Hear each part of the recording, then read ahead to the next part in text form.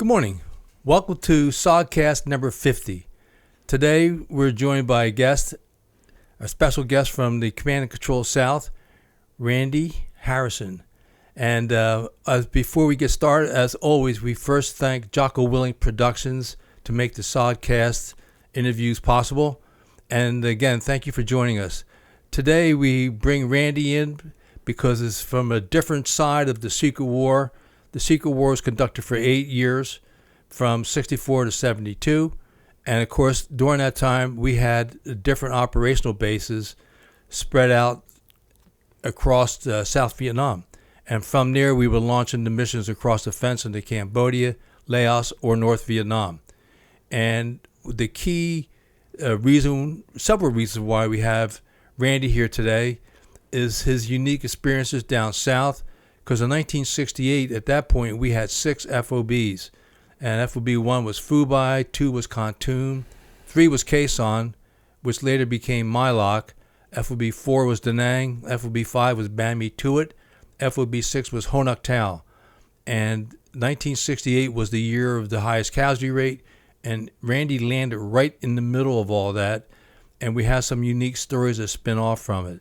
So this is an opportunity not only to hear some stories about being on the ground and also the missions in Cambodia, what the SOG, Recon, and Hatchet forces came up against in Cambodia, but also Randy had the unique experience of being the launch site commander and at one point the Recon company commander. Right. And that gives us a nice overview of what was going on down south as well as the Cambodia AO. Randy, welcome to the show. Good morning, sir. I'm delighted to be here. Absolutely. And honored to be here. Well, thank you. And the thing that adds to your remarkable story, in my biased opinion, is that if you just talk a little bit quickly about when you came in country, which was like August of 68. Yeah. I came into country in August of 68, went straight to Nha Trang, 5th Group headquarters to be assigned, and walked into this office with a young captain who was the S1 for 5th Group, and he looked at my 201 file and looked up at me and said, "Oh, you speak 5 languages?" And I said, "Yes, sir." And he said, "And Vietnamese?" And I said, "Yes, sir." "Well, we'll see. I had a year of study, so we'll see how well I speak it." And he said, "What do you think of SOG?"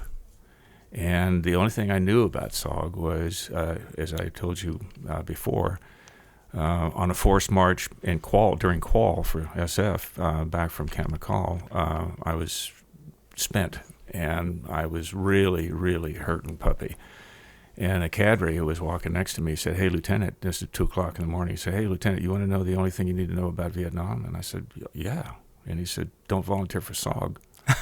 And so here I am a year and a half later, in front of the S1 there, and I said, "Okay." And that was it. I was okay. And next thing I know, I was in Ban Me Tuot. I was there for about 2 days, and then they sent me down to Ho Nuc Tao, where I became the... This is FOB 6. Yeah, FOB 6. And by the way, just for our viewers, the S1 is the administrative side. Yeah. S2 is the intel, S3 is operational, right. S4 is supply, but that's why you're there talking to S1. Yeah. So, and I went down there, I became the XO of a reaction company under Captain Paul Rogenkamp. Shortly thereafter, he just thought it would be good for me to get some experience in the field. We were still doing, this was after TET. This is August of 68. TET was in February. So FOB 6 was still doing some in-country stuff with Hatchet Force. Right. And I went out with Captain Bill Ortman, or Lieutenant Bill Ortman, and his NCO with a bunch of Cambodians, and we got into a little tiff. We're out for about 5 days inside Vietnam, and that was my first combat experience. Well, your first combat experience also, wasn't it? You used to get off the helicopters on the LZ, and they're there. Yep, right. So just tell us a little bit, because this is your, like you said, it's your first time on the ground, even though it's in country. Yeah. Well, it was a very, first place, the Cambodians were, I was amazed by these guys. I mean, there's ethnic Cambodians, which means they're Cambodian, but they're they're inside the line that the French drew separating Cambodia from Vietnam. So, right. And they were professional warriors. I mean, that's just the only way to describe them. Mercenaries, but dedicated warriors. And so we got off. There was, I think, a 3-ship insert, and we got maybe 25 yards off the LZ and started getting kind of sporadic incoming. Mm-hmm. And so everybody got down. Bill sent about 5 or 6 guys out to just probe to see what was in front of us, and they came running back very quickly, and the fight started, and it lasted basically all night. No casualties.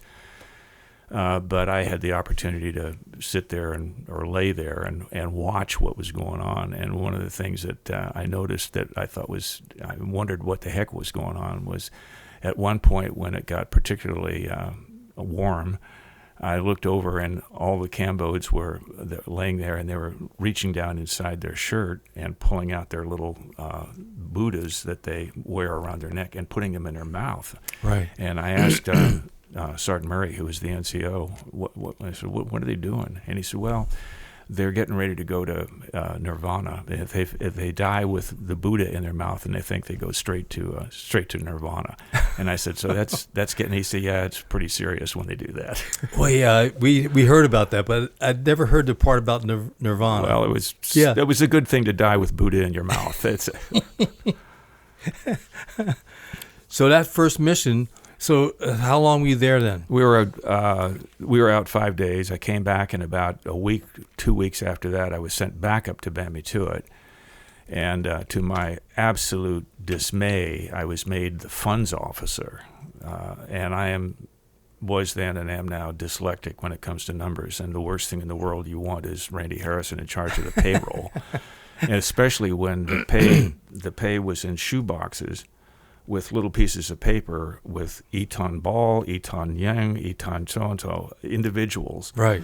And with the amount of money that they were due on payday. And I just, I was ready to quit SOG because I said I didn't come to Vietnam to be an accountant. I just didn't.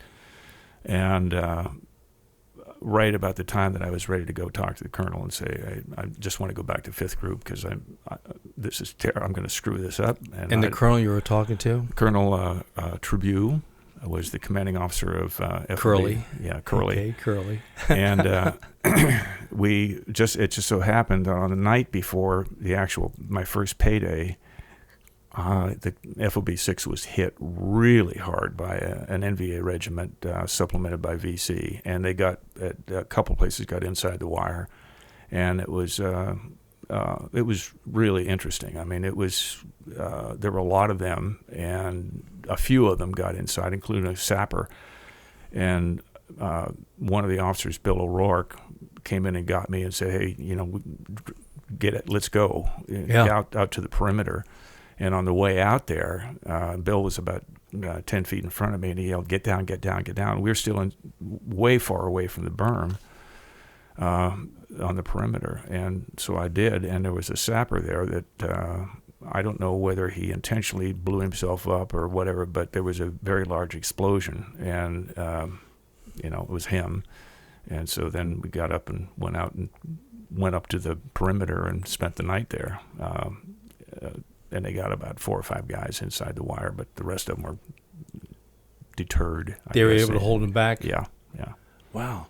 Did because that's FOB 6, and this is early November then? No. This was in early September. So this is very shortly after I got in the country. I was just bouncing around. Actually, it was the end of September. Okay. Yeah.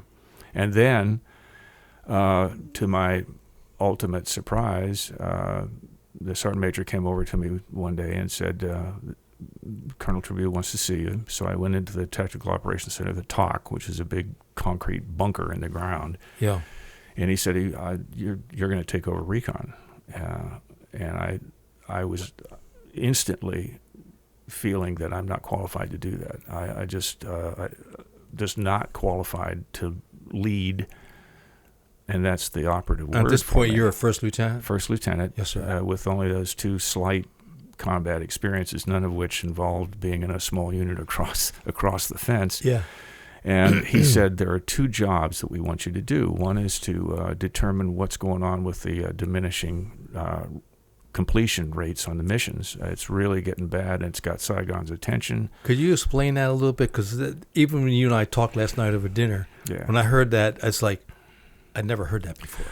Well, there was a significant decline in the number of missions that were being completed. There we go. Okay. And most of the missions were 5-day area recons. So you packed up and went into a specific grid box, basically, and walked around for 5 days, RONing in different places, remaining overnight. And then, came call for exfil on the 5th day or the 6th day and came back. The other one was a point watch, either a road or on Tango 5-1's cases, we'll get to a little a specific area that was the focus of what's going on there. We think there's something really big going on there that warrants a team going in and setting up and watching it for 10 days. Sure. And at that time, the completion rate was cratering.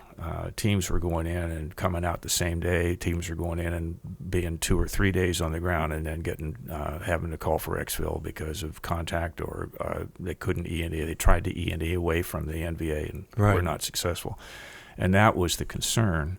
So he wanted me to figure out what was going on there and how we could address it successfully. And the other thing was he said, we know we've got people in Recon that are burned out. That was the phrase that was used, but they won't quit.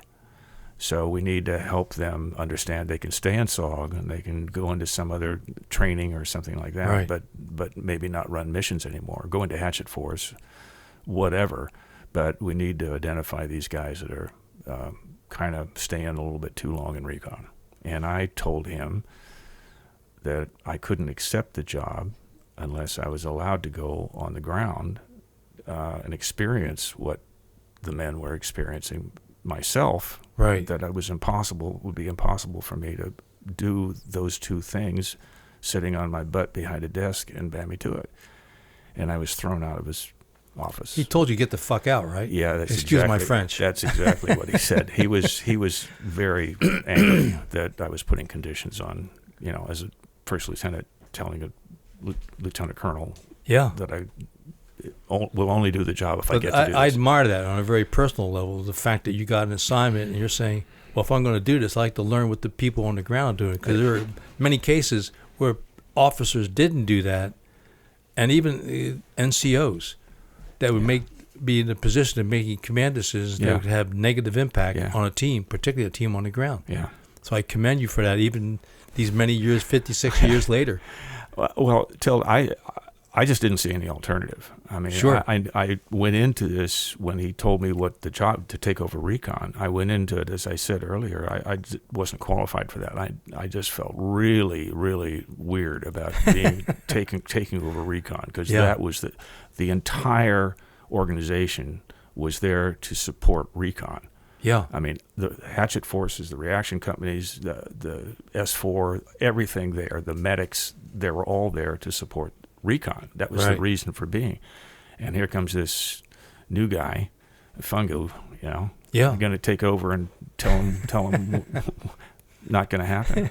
And so then about an hour later, the sergeant major comes over and says, obviously he talked to Earl and Curly and said, hey, let's have a reality check. Well, Major Imes was the XO, and Major Imes is a really good guy. Yeah. And Sergeant Major McCrae was a really good guy. And so when Sergeant Major McCrae came into my hooch where I was sitting on my cot thinking, do I start packing now? I mean, he said, Colonel wants to see you again. And I thought,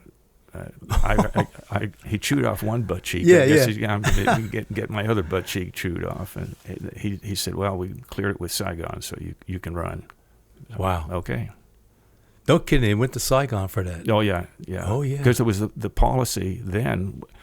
I've said earlier that officers up to that point weren't allowed to go across the fence, but that's incorrect. The company commander was not allowed to go across the fence. Because if you got captured, everything you knew, blah, blah, blah, yep, et cetera. Exactly. And also, before we go too much further, I'm going to be taking this book here and using it extensively, which is Secret Green Beret Commandos in Cambodia, written by Lieutenant Colonel Fred S. Lindsay.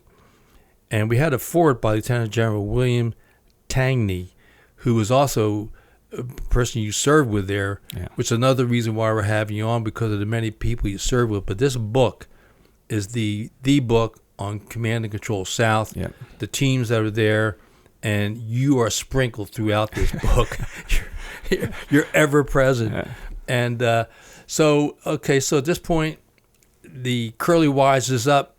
He's been spoken to. You now can run Recon. And your first mission is, who's you 10? Well, a guy named Jerry Shriver. A.K.A. Mad Dog. A.K.A. Mad Dog, yeah. I had heard of Jerry before I got into Recon, obviously. Oh, yeah, we all did. Yeah, we all did. And he was scheduled for a mission, and his 1-1 got sick. Amoebic, we as you know. Oh, amoebic dysentery. Amoebic, you don't want to go out in the field with amoebic. No. And so his 1-1 was sick, and I just decided, okay, this is an opportunity for me to go. And I didn't even really think it was with Jerry Shriver. I just thought this is a chance for me to go out in the field and start learning. So I did. So take us through a little bit. You had a pre-mission briefing with Jerry? Yeah, well. And what was the mission? It was an area recon in an area that teams had been run out of before. I don't remember the target designation, but and this was being supported by the 20th, so it was up in the northern area for CCS. And we flew out of Bamitua to Jocko, the Special Forces border camp, and that was the actual launch place. Okay. And the procedure, which I didn't even know, was at the launch site. Everybody gets off, the helicopter crews come over, and the team leader gives the brief. This is what I'm going to do. This is what our mission is, and so on and so forth. And being a lieutenant, the mission lead, the Green Hornet lead, turned to me as these guys are standing around. We're all standing around outside the helicopter, and says, "Okay, Lieutenant, you want to give the briefing?" And I didn't know that I was expected to give a briefing, so I just reflexively turned to Jerry and said, "No, he's the team leader. He'll give the briefing." Right, and that's also the unique aspect of SOG, where the experienced team member is the one that leads the team. And in your case, even though you're a lieutenant and an officer and a gentleman, here's Mad Dog, and you say, well, he's the team leader. Yeah. And then who was your air support there? Was that the 20th Special Operations Squadron? The Green Hornets. The Green Hornets. Green Hornets. The Air Force. Yeah, absolutely. And to your point there, one of the things that surprised me about the Green Hornets was you could have a major and a co-pilot, and the aircraft commander could be a lieutenant, which is, we'll get to eventually, the case on Tango 5-1, the Medal of Honor mission. Jim Fleming was the first lieutenant, and his co-pilot on that mission was a major. Right. So I remember reading it and going WTF? Yeah, exactly. Yeah, and then the southern launch site was supported by the 195th Assault Helicopter Company, all warrant officers, except for the company commander of that unit was an Army captain. So it was much more the traditional structure there. Right. But and even the Marine Corps, like Scarface. Yeah. No, we had a Lieutenant Colonel Robinson, who was the OIC. He and his two other helicopters. Flew out there. Yeah. Right? Yeah. It's like, wow, that's a lot of rank for a helicopter pilot, but that's the way they did it. Yeah, exactly. And they always came when we rang the bell. Yep. So you get the pre-mission briefing from Jerry. It's a point recon. Yep. And did they do for the inserts? Did they do 1 or 2 fake inserts? Is that part of your SOP? Yep. It was just being developed at that time. That was one of the things that was being done fairly recently to try to get more successful missions. That we're going to, instead of going into one place with all the noise and everything associated with the gunships and insert ship and everything, we're going to do 2 or 3. We may put the team in first and then go do 2 or 3 other fake inserts. And in that case, I think we were the first one. We went in first, and then they would do maybe one more or maybe even 2 more, just several clicks away from where the Well, and why I'm really enjoying this interview, well, I always enjoy them all, but this was a particular personal interest because in the end of November, our team went TDY down there with a team from FOB4. Mark Gentry was the 1-0 of his Recon team, which I can't remember the name of. But we were down there as part of A. They were short of teams at FOB6. Yep. And then B, we also benefited from that Green Hornet tactic of doing 2 or 3 fake inserts and then putting the team in. Yeah. And just explain a little bit like what Cambodia, we've heard a lot of stories about Laos and North Vietnam, but Cambodia, what the AO was like, a little bit more open. Yeah, there was the north part of Cambodia, of our AO, Area of Operations, was an extension of the jungle of Laos, southern Laos and northern Laos.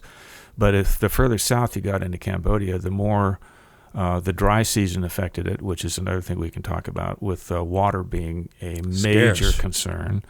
And the actual terrain got flatter. And the vegetation was a lot of big trees. It kind of, actually, I think I told you this that before when we were chatting, that it was kind of more like Virginia or Tennessee forest than rainforest.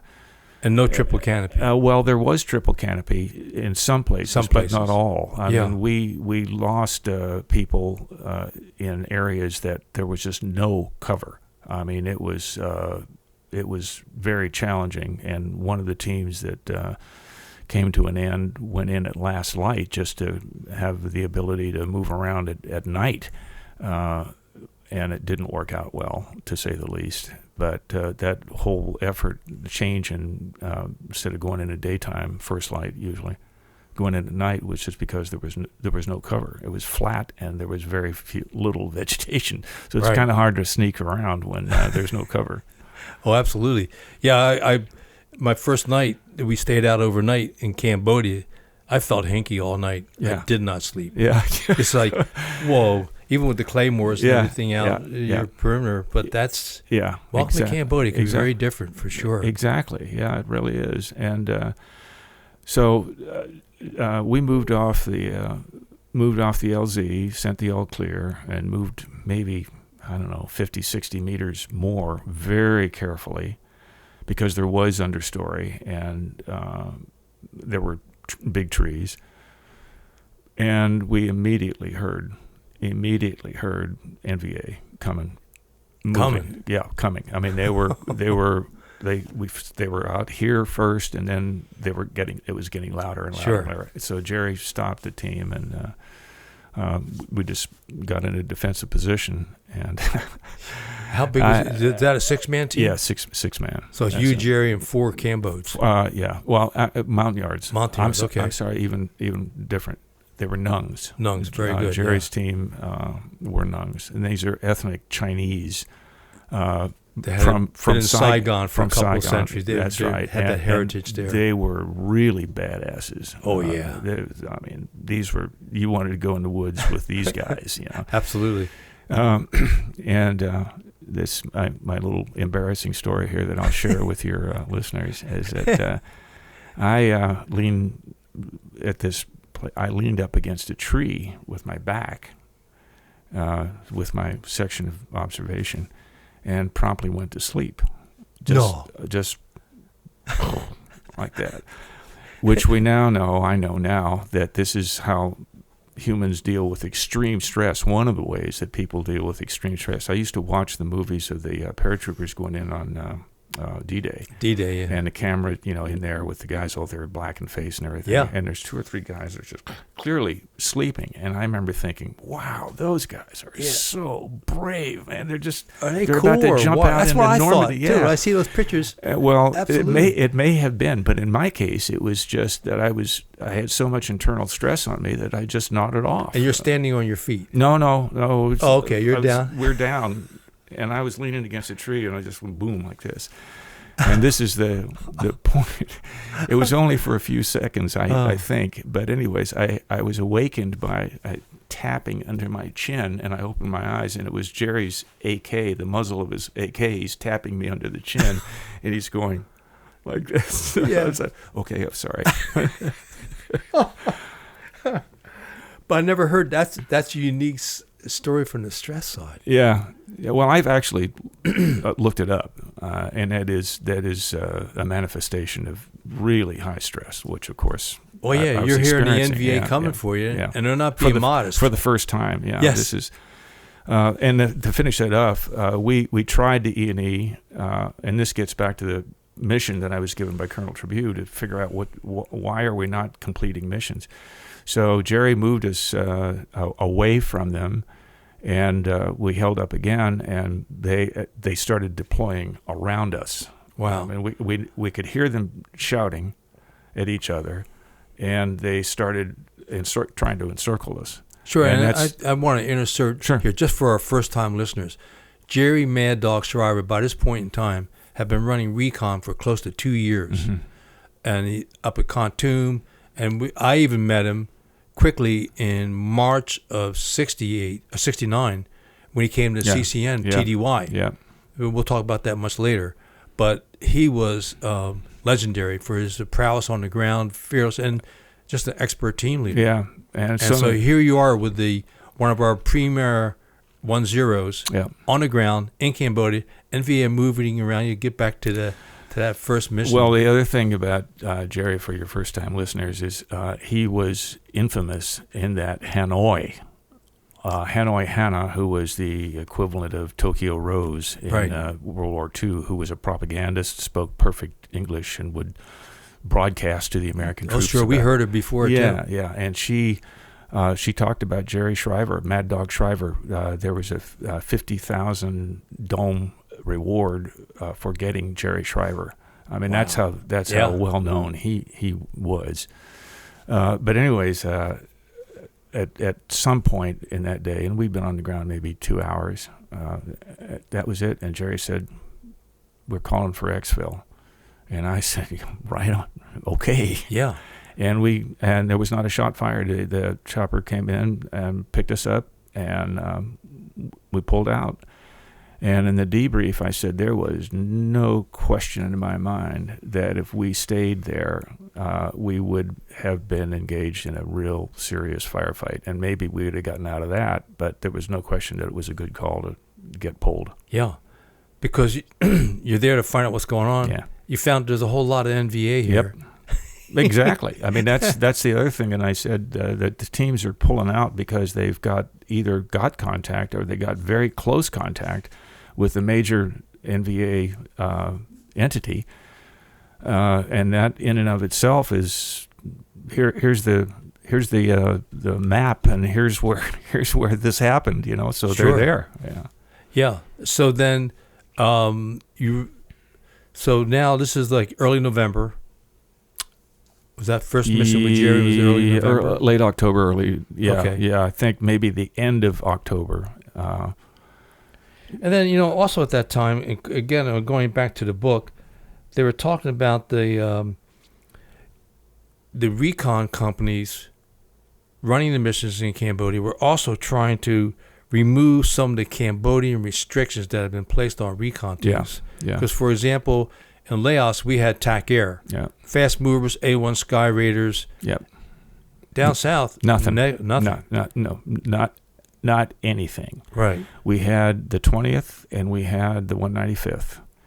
And on those missions, when a team got in deep trouble, You could get, so for example, the 20th was usually 5-ship insert. It was 5. Three slicks and 2 gunships.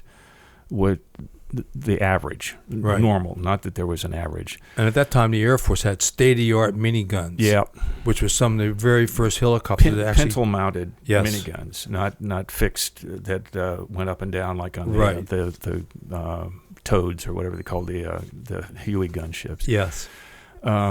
So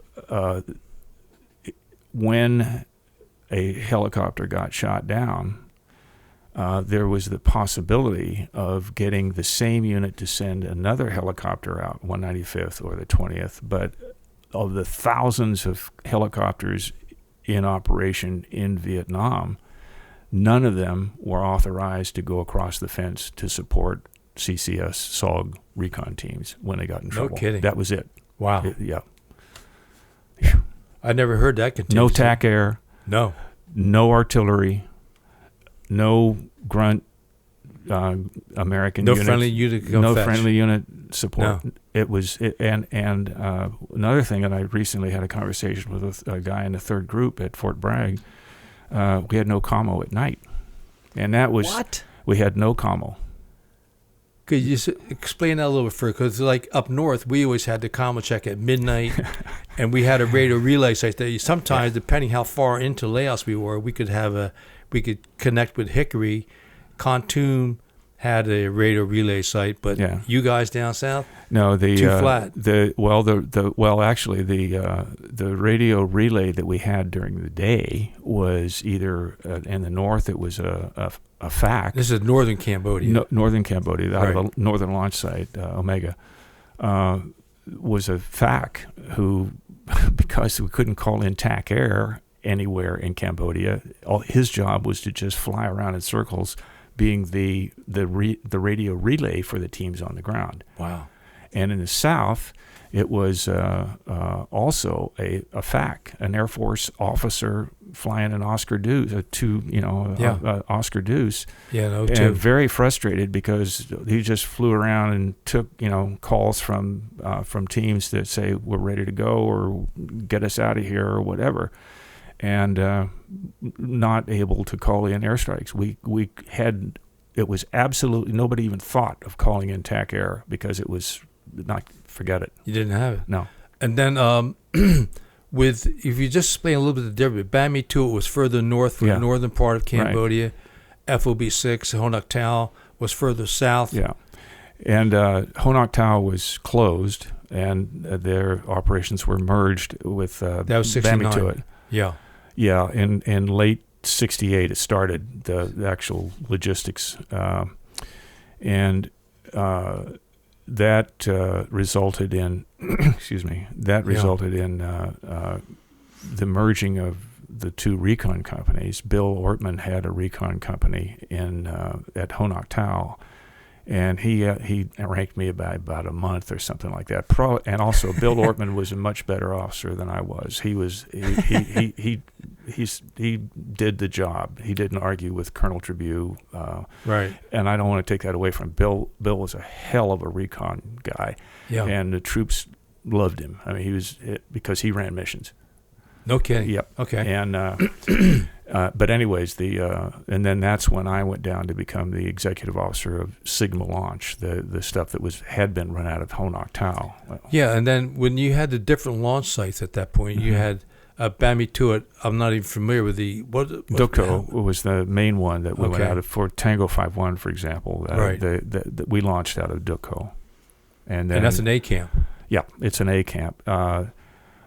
Sigma launch, the southern launch, was a traveling circus. I mean, we were in tents, so we would strike, when we moved to a different launch site, and we were the launch site. So we'd pack everything up and throw it in the back of a C-130 and go down to the next one and unload and set the tents up, or maybe even leave the tents and just go down to another place where the last time we were there, we left the tents there, and they were empty, and we'd move in and clean them up and put new sandbags up and so on. So and the thing was that in the southern area with Sigma Launch, the helicopter crews lived with us. They No kidding. they were in cots in their own tent. Wow. And we were always next to a conventional unit. So at Song Bay, it was the 1st Cav that our perimeter was back up against their base. Sure. At Dao Tiang, it was 25th Division. At Quan Loy, it was 4th Division. So these were established bases. And what about Budop? Because we lost out of Budop for our 3 missions. Budop was an A camp, and Right. that literally was the strip alert site. So you'd fly out of where the launch site Yeah. was, and fly out to a border camp, and then get inserted from there. Right. And Yeah, that 'cause was, we and had then that- they'd come back and sit on the strip at Budop, for example. Yeah. Yeah. Wow. That's amazing. Keep all that straight. Yeah. And have a mobile launch site. I Oh, never yeah. heard. And it was called an MLS, mobile launch site. Yeah, that's what we did. And so we get into one of the things that was really fun that I enjoyed the hell out of was the logistics were that we'd go, we all arranged with the conventional unit, 25th Division, 1st Cav, 4th Infantry, whatever, to use their mess hall. Right. So our guys would go over, including our Sioux, our guys. Yeah. So we're all wearing basically NVA uniforms, and we're carrying AKs. So your team was all NVA uniforms at that point? Well, it was at least a point man. They were sterols. They were called sterols. So that was close enough to so that the idea was that if an NVA guy looks over and sees movement, goes, right. We weren't wearing tiger stripes, and we weren't wearing U.S. fatigues. We were wearing basically very similar, even the color. I still have the uniform I wore in Tango 5-1, the light mustard colored shirt and the darker green pants. Oh, no that kidding. the NBA wore. Yeah. And then flop hats. And so we'd go into the mess hall, like get back from a mission, and go walking through the wire over to the 1st Cav's, 2nd Battalion, whatever, mess hall, and walk in there. And I mean, it got really quiet when we'd walk into. You could hear the pucker factors. Yeah, up. and then a couple of times they'd come back on strings, and there would be crowds of the leg outfit guys. Looking out the at the distance, WTF trying special. Who the heck are these guys? And they came here from the West. Yeah. We're not over there. Yeah. It was fun. It was fun because they'd say, what do you guys So then, what was your second mission? Was that with Jerry also? No. Actually, I don't. I knew you were going to ask this. I don't remember who it was. And I kept, the other thing is, as prohibited as it was. You were forbidden from keeping a diary, which you kept. I kept a diary, yeah. And I would debrief and check the team out and everything when we got back. And then at 2 o'clock in the morning, I'd enter, make the entry in it. And I don't have the name of the person that I ran with the second time. But again, it was either the 1-0 or the 1-1 was sick, and I went out with them. It was a different team. Yeah. And that one got nasty. And it was one thing I would like to say is that one of the biggest surprises was how much time recon teams in CCS in Cambodia spent on their hands and knees. We crawled because of the cover situation that I alluded to earlier. I literally, my hands would get bloody, the knee of my pants would get torn out because we crawled from point A to point B a significant amount of the time we were on the ground. Wow, no kidding. Yeah. Just to avoid being seen. To avoid being because seen. of the thin vegetation. Yep.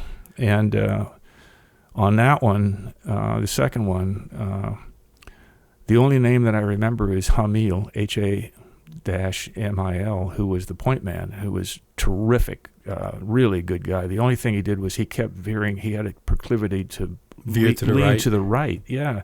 So I had, my little wrist compass, and I used to, just get back on track. And we heard NVA. We heard him talking, and basically stopped the team. Went up Hamil and I went forward, and we then moved the team, getting closer and closer, and we couldn't see the people that we could hear talking, and they were just conversing.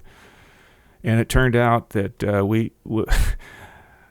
it was a water issue, and these guys were below a little bank filling canteens for their unit, and each guy had a stick with a bunch of canteens, filling them up for their guys who were further away. And one of them stood up, and we were about 10 feet away from him, and he had his hand full of canteens, and we had guns, and so we fired at him, and there were two or three other guys stood up, what? And none of them had weapons. So we dispatched them, and then immediately, and of course, then it just lit up. And so we spent about 2 hours getting away and getting to an LZ and finally getting out of there. But that was the second one. And then one. in contact while you're moving to the LZ. Yeah. Absolutely. Yeah. Oh, my gosh. So that was the second one. Yeah. And then the third was Tango 5-1. November 26, 1968. Yeah. A date that's part of CCS history. Yeah. So on this mission, you had the unique privilege of working with Sonny Franks. Sonny Franks and Mike Hughes. Sonny was the 1-1 or 1-0 rather, and Mike was Specialist 5, who recently retired as a Command Sergeant Major at 10th Group. And he was the 1-1 and the radio guy. Yeah. And the team were Rade Tribe Mountain Yards that Sonny and Mike had been working with for quite a while. And Sonny's nickname was Dry Hole, because the reason that I went out with Sonny was that he was the only team leader, RT Chisel, that completed all of his missions. All of them. Really? And they'd been running for a while. So it was just like, okay, now, I'm going out with them. Yeah. And it was to see what they're doing right. To see what they're doing right. Or if it's just the Recon guys that smiled on that team. Yeah. One or the other, or both, maybe. Well, that's right. And Tango 5-1 turned out to be the end of the dry hole. The end of the dry hole, yeah. And it was just, for a number of reasons, just an incredibly memorable experience that we can get into here. But the point was that it was a 10-day mission. We were supposed to get in on a river that the CIA and SOG, Saigon, believed was being used to supplement the roads, the Ho Chi Minh Trail south, that they had started using this river, pretty broad river, I don't remember the name of it, to set up on it and just watch the river to see if, in fact, they were floating stuff down the river at night. Because at that point, up at CCN, we had teams in Laos that did the same thing. Yep. Had fuel drums and everything else coming down. Yep. Oh, yeah. Yeah. So that was the first time that we had a river watch as a mission. And so we packed up for 10 days, which is an interesting exercise. And there were a lot of things that, again, for example, we didn't have commo at night. So that was, as you know, when you get in contact at night and you can't call anybody for help, it puts a whole different tone on everything. And just the food, we had I'm pretty sure that we and maybe a couple of Recondo units in 101st got the first lerp rations. I mean, before that it was all C rations, right? Right. Oh yeah. And we got the first lerps, which we thought were what a concept. You can eat them dry, you can whatever. Yeah. And nobody ever started a fire to heat the water to put in the lerps because that got a little complicated. But we that was the mission on that. Well, day. Also to put this into context a little bit, again, I'm referring to Colonel Lindsay's Secret Green Beret Commandos in Cambodia, which is, this book is so heavy you can use it for physical training. Yeah, but this gives you the target. Tango 51 was known to be very hotly contested by the NVA. 2 previous missions there had been quickly, quote, shot out. Yeah. I seem to recall that in our pre-mission briefings at Bamituit, we were told that the last attempt to insert a team in the Tango 51 resulted in the loss of a helicopter. The crew and the team at least lost the helicopter. And it's just like, this target's not your average target. Yeah. We knew that it would be an extraordinary accomplishment, even for SOG Recon, to get to penetrate the target, set up, and actually watch it. It was a real challenge. I mean, so at that point, were you the official Recon company commander by that point? Yeah. Oh, yeah. This is my third mission as. So this is, for the record, a very unique scenario where the Recon company commander is running Recon after doing one test mission. So this is mission number 3 in Tango 51, which was a nasty target. So I had to just, for the record, sir, keep that in there. Yeah. Well, remember that the charge that I had was to figure out why teams were coming out so early and not completing the mission. And here I've got a team leader that ain't coming out. That's got the nickname Dry Hole because he's finishing all the missions. So this was a natural. Plus, it was a very challenging target. We knew that, but I thought this is exactly what I'm supposed to be doing here. Yeah. Well, God bless you, sir. Thank you. Anyway, so you finally get inserted into this target, and how'd that go? Again, by the 20th. Yep. Jim, first place, the ship that brought us in, there was a 5-ship mission, 3 slicks and 2 gunships, all Hueys. The only Air Force Huey outfit in Vietnam, by the way, which I won't get into that, but it was they would be told to sit and wait on the, taking off, and finally they go at Pleiku, which is an Air Force base, right? And they'd say, "This is an Air Force unit, please. We need clearance to get off now." And they'd, "Oh yeah, okay, fine." Anyways, we got on the ground and moved through this kind of hardwood forest for about an hour with a couple of listening stops. And we crossed a high-speed trail and kind of looked at each other and thought, nah, that's not good.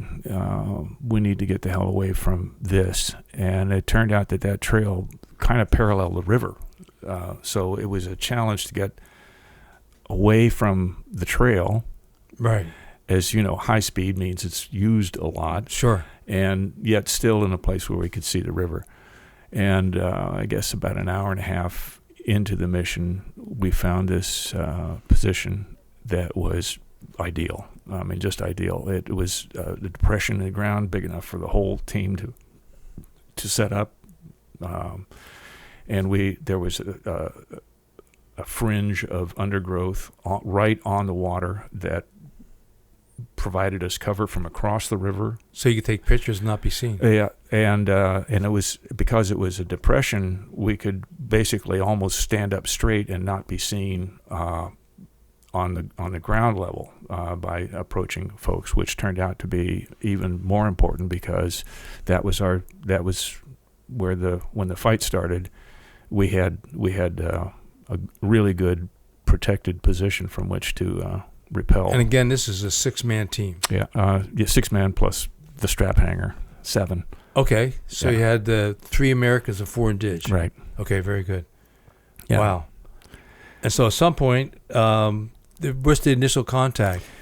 There, a couple of NVA walked by, and we kind of went, "Oh, that's not good." They didn't give any evidence of seeing us, but they were pretty close, and not on that high-speed trail. They were closer than that.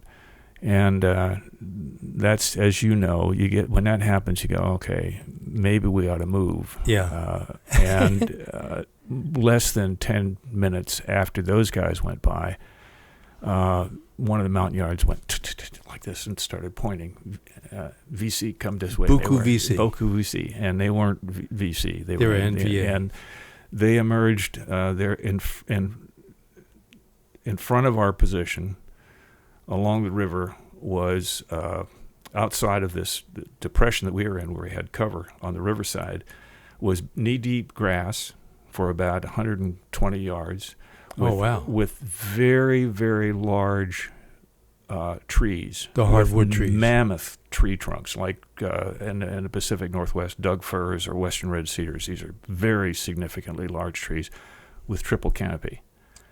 But there's so little sunlight coming down through the canopy that there was very little understory. There was just this knee-high grass. Sure. It was punctuated by these cathedral pillar-like trees. Wow.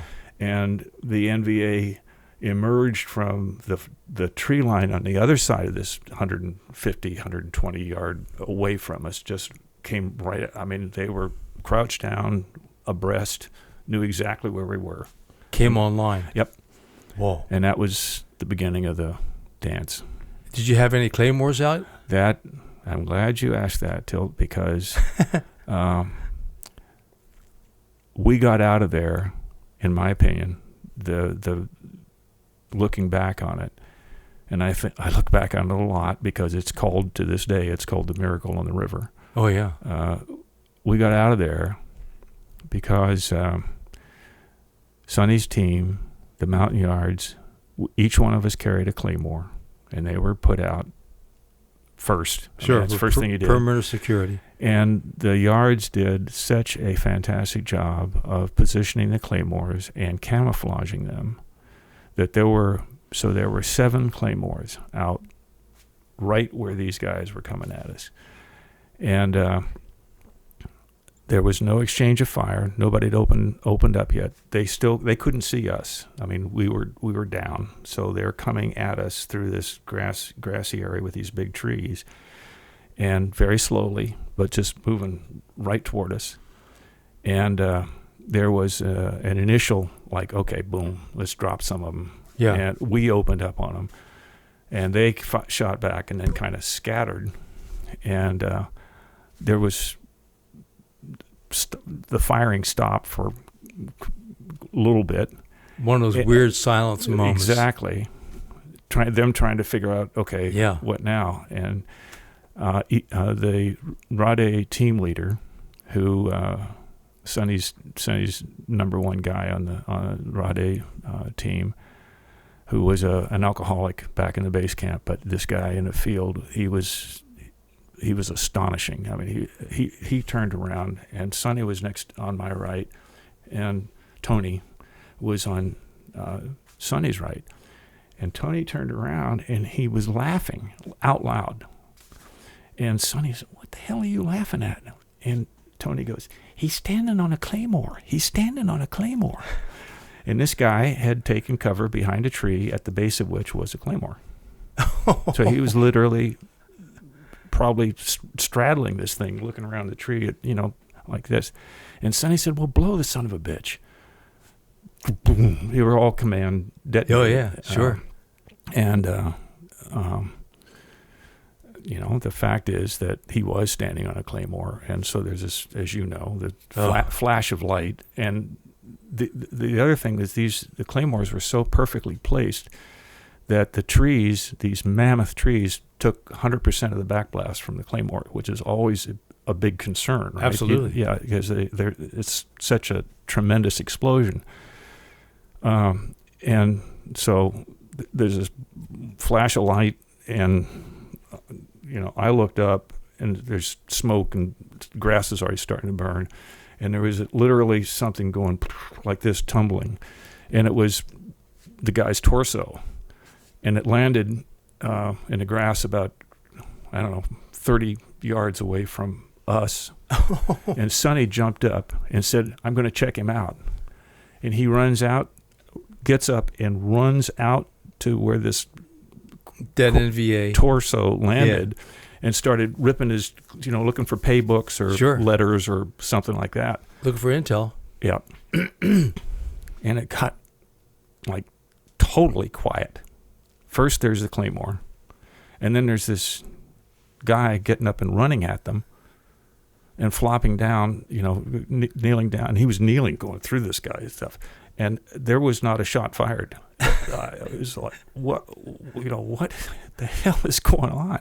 Oh, my gosh. And he jumped up, got the guy's weapon, jumped up, and ran back to our position. And I remember thinking, that's a good soldier. Big right there. coyotes. Yeah, there's no two ways around that. Yeah, that's why he's a legend from down south. And then Mike says, by that time, the FAC was over us. Yeah. And Mike says he needs a fix. He needs a fix. And that means that what had happened was that the forward air controller did not know exactly where the team was. And he could not bring in the gunships until he knew exactly where the team was. It's a pretty standard drill. Yeah, SOP. The problem was we were under this triple canopy, and there was only, when Mike said he needs a fix, I'm looking around. I knew exactly what that meant. And I looked around, and there was only one possibility to do that, and that was a shaft of light that was coming down through the canopy about halfway between us and the bad guys. Really? Yeah. That was it. Okay. So I thought, okay, So it's your turn?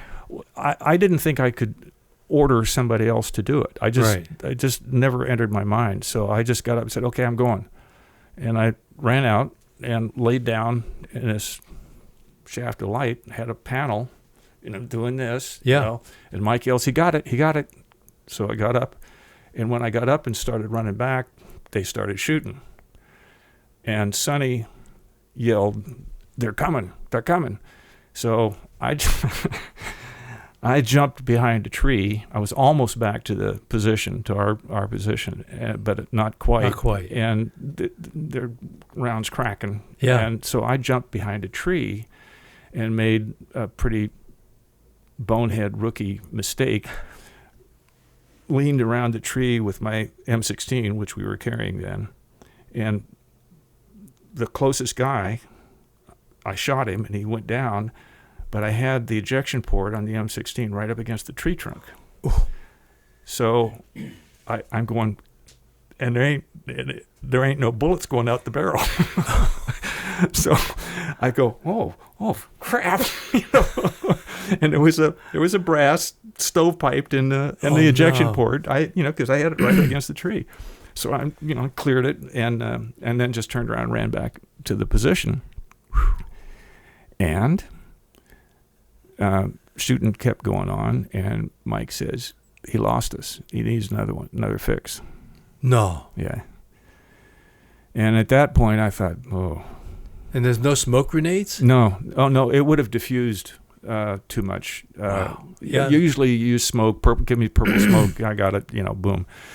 But the canopy was so high and so thick that the smoke would have been just an exercise in futility. Sure. So I had to do it again. You self-volunteered again? Yeah.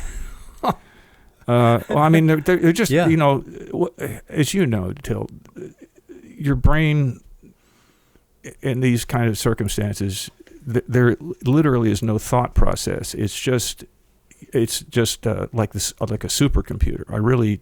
I like that analogy because you process the what ifs and get to a decision almost instantaneously.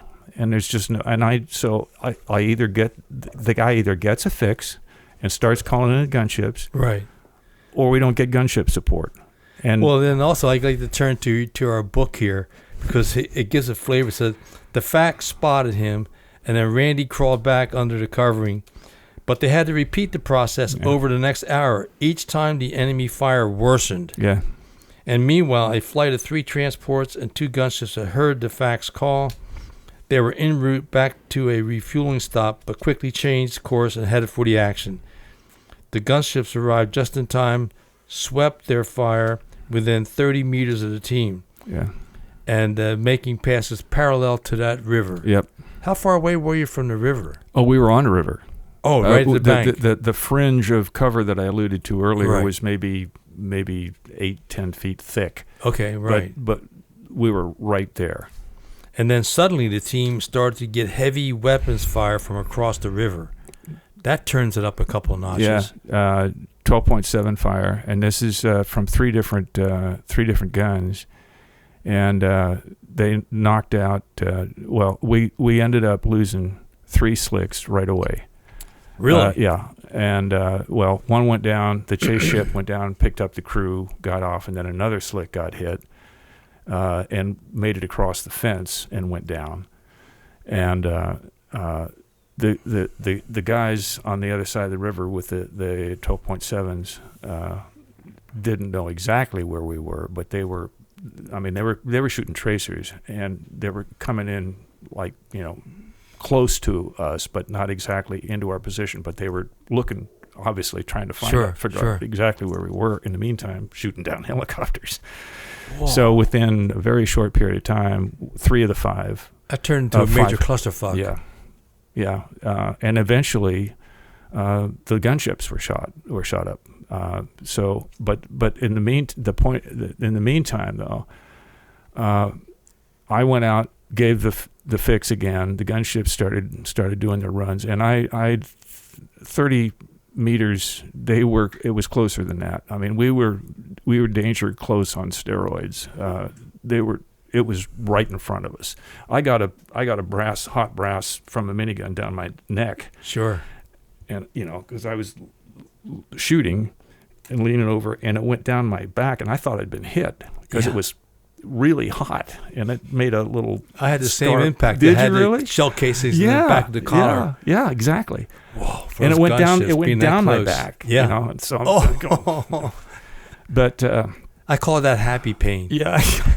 Yeah, I didn't realize what was going on until I was back and getting ready to take a shower, and it took my shirt off, and it went dink on the floor. It was still in my shirt. But, oh my God! The gunships, and 2 or 3 times after the gunships would go and be doing their loop, the 2, they would get up and come try to rush us again. Right. And another Claymore would go off, and 8, 9, 10 of them would go down, and they'd stop and think, and then they'd do it again. So the 7 Claymores, I think we shot 4, or detonated 4 of them, and then just sporadically. So they didn't know how many Claymores there were, and they didn't know where they were, because these were from the riverbank all the way over around to your perimeter, to our perimeter, or half of our perimeter. And so it was that's what, well, it helped. It was a major factor in the fact that we were able to get out of there. They just didn't know, and they were losing a bunch of guys every time one detonated. Sure. Turn them into pink mist, and some of them were wounded, and so we could hear wounded guys yelling, screaming. When the tempo went down, the helicopters are gone or whatever. There were a lot of guys out there that were, hurt. Yeah, hurting for certain. Yeah. So the battle goes on. So what's the next round of attempt to try to extract, or did Lieutenant Fleming? Well, Jim came in. This is why I got the Medal of Honor. Sure. I mean, that's the base of this day was that Jim got the Medal of Honor for that day. He came in and sat down on basically a landing zone that was about 50 meters away from us on the other side. So the NVA are on this side, and he found this little place where he could wedge the helicopter, his Huey, into it, with the tail boom sticking out over the water. And he came in and sat down and waited for us to fight our way to him. And there was a major assault because they could hear it. Sure. And they knew what was going on. So there was a major assault coming. And I don't know exactly how this happened, but I thought at the time, because I had 2 other teams on the ground, and I knew that we'd lost 3 of the 5 helicopters. Right. So what's going through my mind is, we're not going to get out of here, but if we lose any more lift, my other teams are not going to get out. Right. Because there ain't going to be no helicopters. Wow, I never heard that side of the story, yeah. There ain't no helicopter, nobody else, there's nobody else. So, and I was thinking, geez, we lost 3 slicks. How many are back at Bammy Tuit? Maybe 2 more that are not getting the engines overhauled. That's an hour flight away. Oh, is that right? Yeah. So I'm thinking, tell him to get out. Tell him to get out. Yeah. At one point, Mike yells in the radio to Jim and his crew, get out, get out. They got us. Get out. And Jim lifts off and flies away. And, Whoa. Oh, So- yeah. That moment. yeah. So Pucker factor is -0. yeah, the guns. Then a gunship got hit.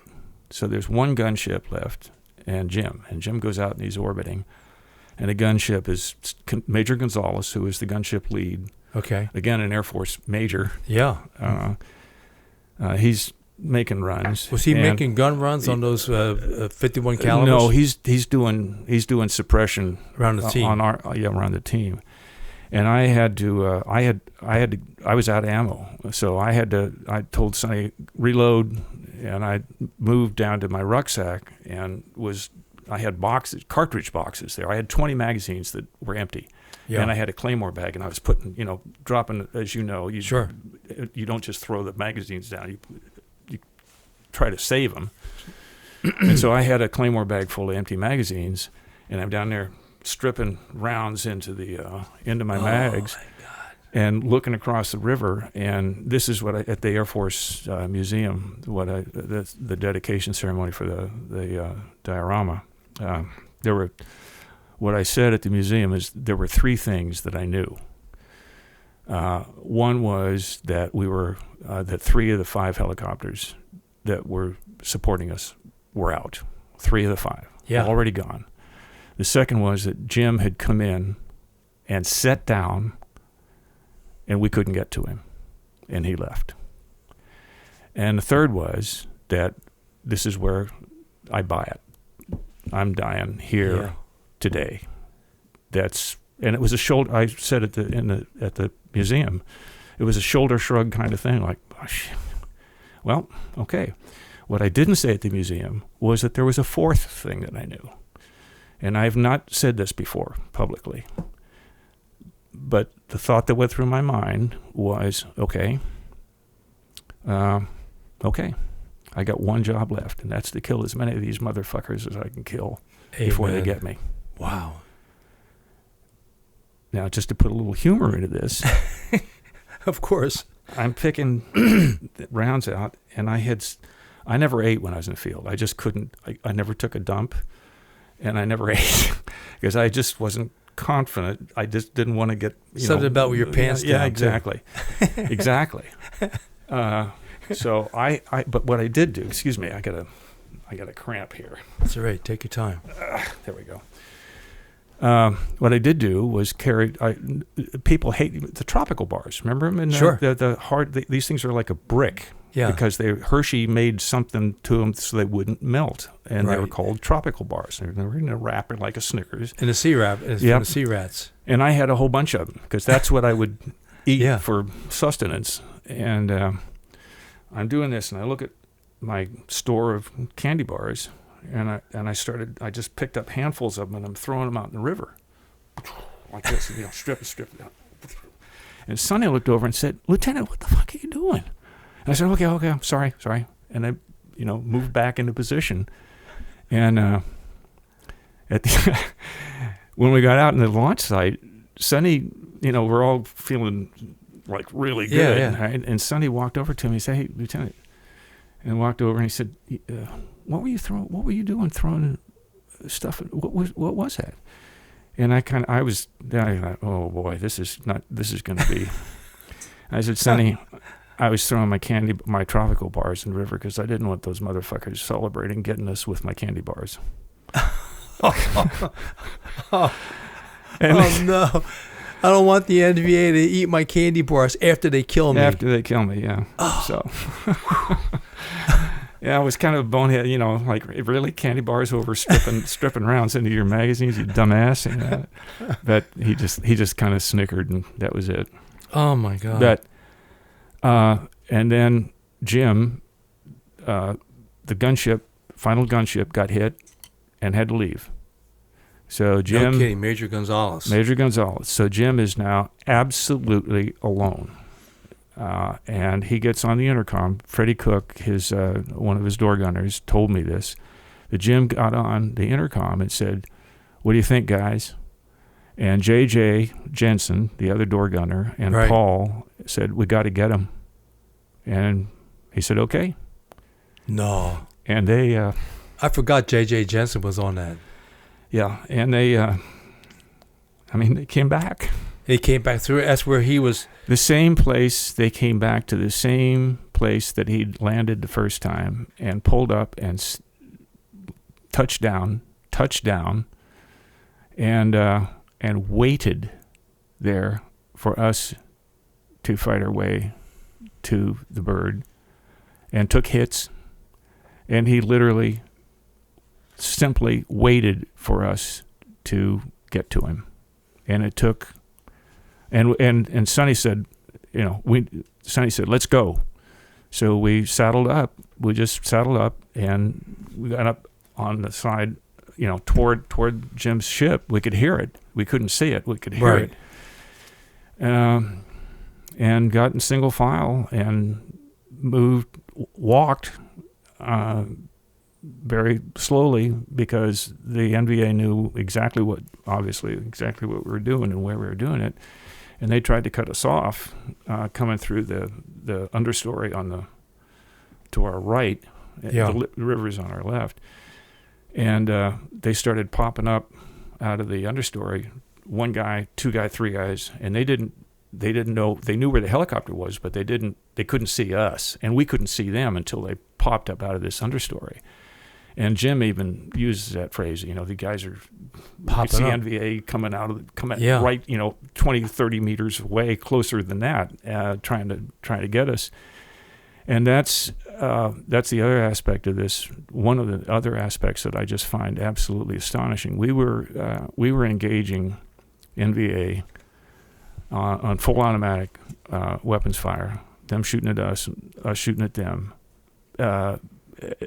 I'd say the closest was about 15 meters between us and them. The rest of them were 20, 30 meters away from us when they became visible. Right. And we were hitting them, and as you know, we made the ship, got on But it. so before that, I'd just like to get back to there's from the book, because this gets into Jim's head a little bit. Fleming prepared one last-ditch attempt.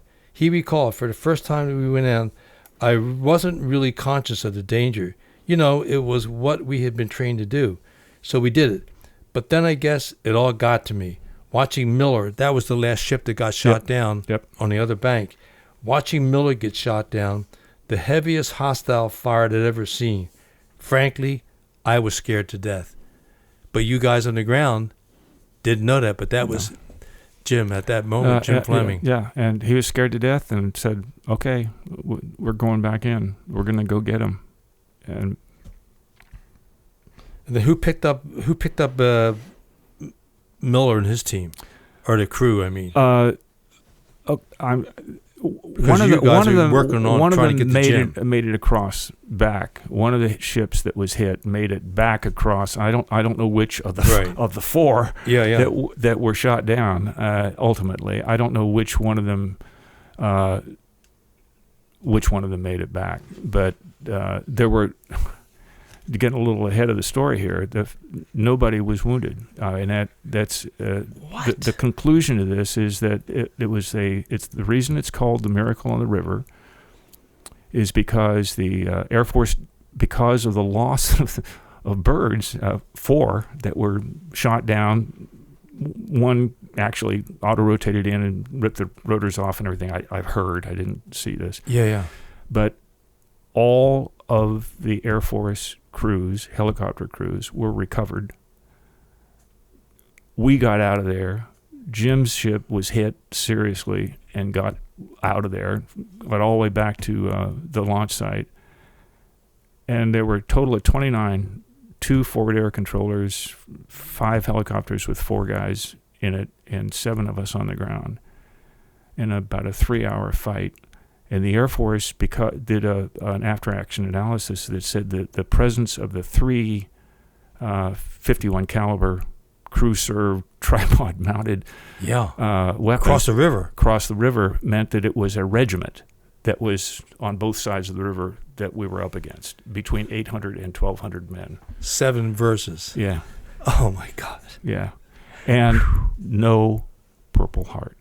It may be the only Medal of Honor mission. I was told by a historian at the Air Force Museum. He said, we can't find any other Medal of Honor mission or Medal of Honor award where there were no injuries, my God, no wounds. So, anyways, it was a busy day. Yeah. So you were able to get to the helicopter. Yeah. And then he was just hovering, waiting there? No, he was on the ground. On the ground, okay. He was on the ground.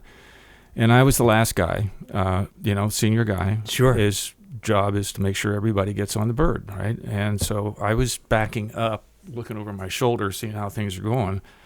And, I remember distinctly that I looked around at one point and the yards were jumping straight with this knee-deep grass that were in here, and they're jumping up and doing this down at right at their feet. And I went, what the hell? Yeah. What's going on? And they got on the ship, and I just kept backing up. And again, bonehead, I backed up. Again, there are guys popping out. I actually had to reload because there were so many guys popping out that I had to, put a fresh magazine in. A human version of pop-up targets. Yeah. And I was focused on these guys, right? And trying to make sure that everybody's on board. And I backed up into the ammo box on his M60. And I knocked it off with my shoulder. And I went, oh, I'm sorry, Fred, let me get your ammo box for you. And I leaned over to, get it, because I'm thinking, oh, geez, I'm sorry. Yeah. And that's when Fred and Sonny reached out and grabbed me by the back of my web gear and, yanked me pulled your dumb ass into the helicopter. And Fred's wonderful speech there at the museum, he says, okay, we got 7 guys on the ground. 6 of them were in the helicopter. We're getting shot the hell out of it. This guy's backing up. I don't know if he wanted to see how many he could shoot or what, but I just get in the helicopter and we can leave here and nobody will shoot at us anymore. Oh, my God. The things you don't think about. Yeah. During that moment in time. Yeah. Historic moment. Yeah. As it turned out. Yeah. My God. Nobody got hurt in the whole ass-kicking contest. No friendlies got hurt. It was pretty unusual. My God. And then the next day, the day before, the 20th lost ship, and the next day, I lost my first guy. Really? The first member of Recon that was killed. Yeah, Richard Casey, on an insert. Ship got hit, rolled over, blew up. The 10 McKelvey, they got Casey, Sergeant Casey, and one of the Air Force crew died, and everybody else was recovered, and they got a bright light the next day to go out and get the remains of the 2 that. So that would be the bright light would have gone in on Thanksgiving Day then. That's right. Yeah. So just on a very personal note, on Thanksgiving Day, while you all doing that at Bambi to it, dealing with that personal tragedy there, we're launching out on FOB 6 at Honak Tau on Thanksgiving Day. Yeah. And Colonel Drake had promised us the Thanksgiving dinner. So first light, we're up at Boot Op, and sure enough, they brought in the Thanksgiving dinner. Before you launched? Before we launched. We dined before we launched, and then we did the target.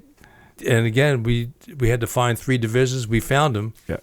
And fortunately, the Green Hornets, then assigned to our mission, got back with the gunships, and we were able to E&E back to the LZ, the primary. Yeah. And they saved us with the minigun and the 5-second fuses on Claymores. Yeah. But we found the 1st, the 3rd, the 7th NVA divisions. Unbelievable. Yeah. But that's all in this little time frame. You know, yeah. And until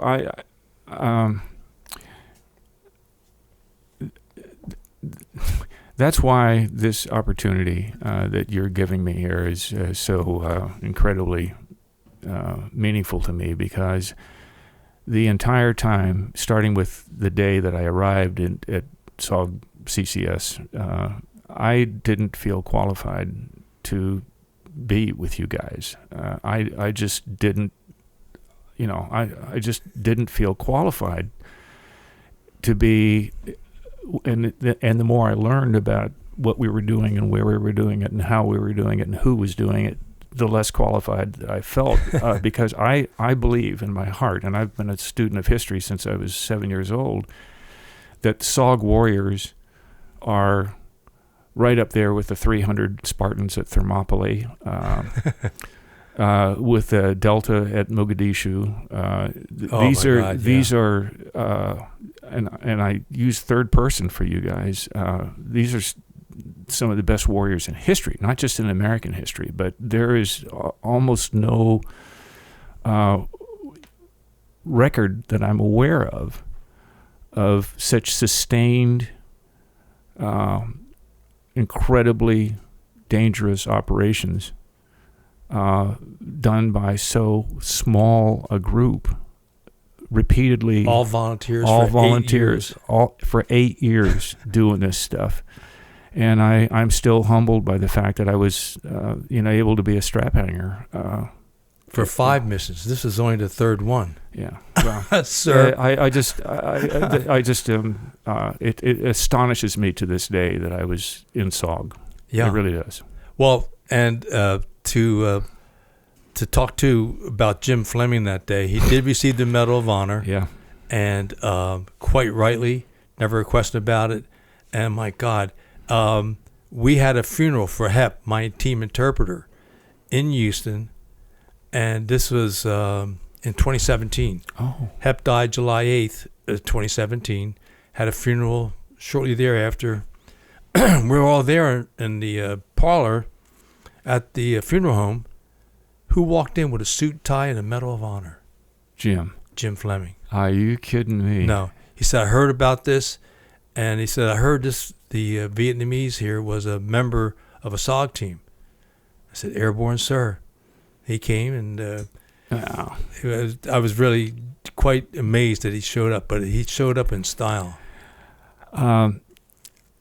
Jim went on to a distinguished career in the Air Force on a number of counts, and we stayed in touch. We're still in touch. And there was an article in the Air Force magazine about 2 Medal of Honor winners in Vietnam, Jim and a guy named Liebenau, who was on a spooky, and a flare malfunctioned and was going to blow the ship up, and he picked it up with his hands and threw it out, and so he got the Medal of Honor as well. But my dad didn't know anything about my first tour. And by the way, he was a lieutenant colonel in the Air Force, 31 years, thousands of flight hours. And so he's reading this Air Force magazine with a painting of, the river fight and so on, and realized that they're talking about his son that Fleming picked up.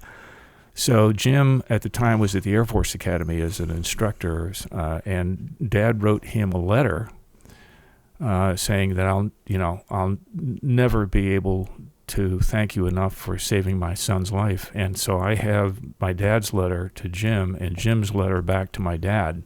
Really? Yeah, still in my files. And wow. Jim said, that's what we did, and I'm so honored to have done that. Sure. And then also, just to show you the intensity of that, this is November 26th, the very next day. Yeah. You had the whole incident with O'Rourke. Yeah. Going back because you had lost one person. Yeah. Yeah, he went in with a bright light, and I remember distinctly being on the helipad there at Bamituit and seeing, and it was last light, and seeing the ships coming in with their nav lights on, and we're all, a bunch of us standing around down on the pad, and O'Rourke and Bill and his guys were standing on the skids, and it was I shouldn't even get into it, but it was really tough because the situation with the bodies being in the sun for a while. Oh yeah. Anyways, it was a heroic effort to get those returns back. Unbelievable. And one of the ways they were able to identify, in this case, the KIA was Casey. Yeah. And the remains were made possible by the melted handset on his torso. Right. He was the radio. He's the 1-1, and that we had to do an initial identification, and that's how we did it. His handset was melted into him. My God. And so I'm a little. I don't know how many next of kin are still alive, but I've made a habit. Richard's father contacted me after I was out of the service and said, "Can I?" And he was from California, and I was in Florida, and he flew out to talk about what, because he, as you know, another thing about SOG was when somebody was killed and the body was recovered. It was deep behind enemy lines, right? That was the standard absolutely. line, not in Laos or not in Cambodia. So he wanted to know what happened to his son. And I told him, I said, hey, and I knew Casey well right off the bat. He was just a really, really good buck sergeant, really, really good guy. I have a whole thing when I was going through his personal effects of he was writing poetry, and a poet warrior, and it's wonderful stuff. It's just no kidding. Wonderful stuff. And I made copies and gave it to his dad. But here's a literally a Greek hoplite, warrior that goes amongst them and writes poetry. God, unbelievable. Yeah. So then your last two missions must have been really low profile after that one. You only ran into a company of NVA or two as opposed to a regiment or whatever. The last one, so Harrison, we want you to figure out why missions are not being completed. So I ran 5 missions, and I only completed 1, which was the last one. Is that right? Yeah. And that was a road watch.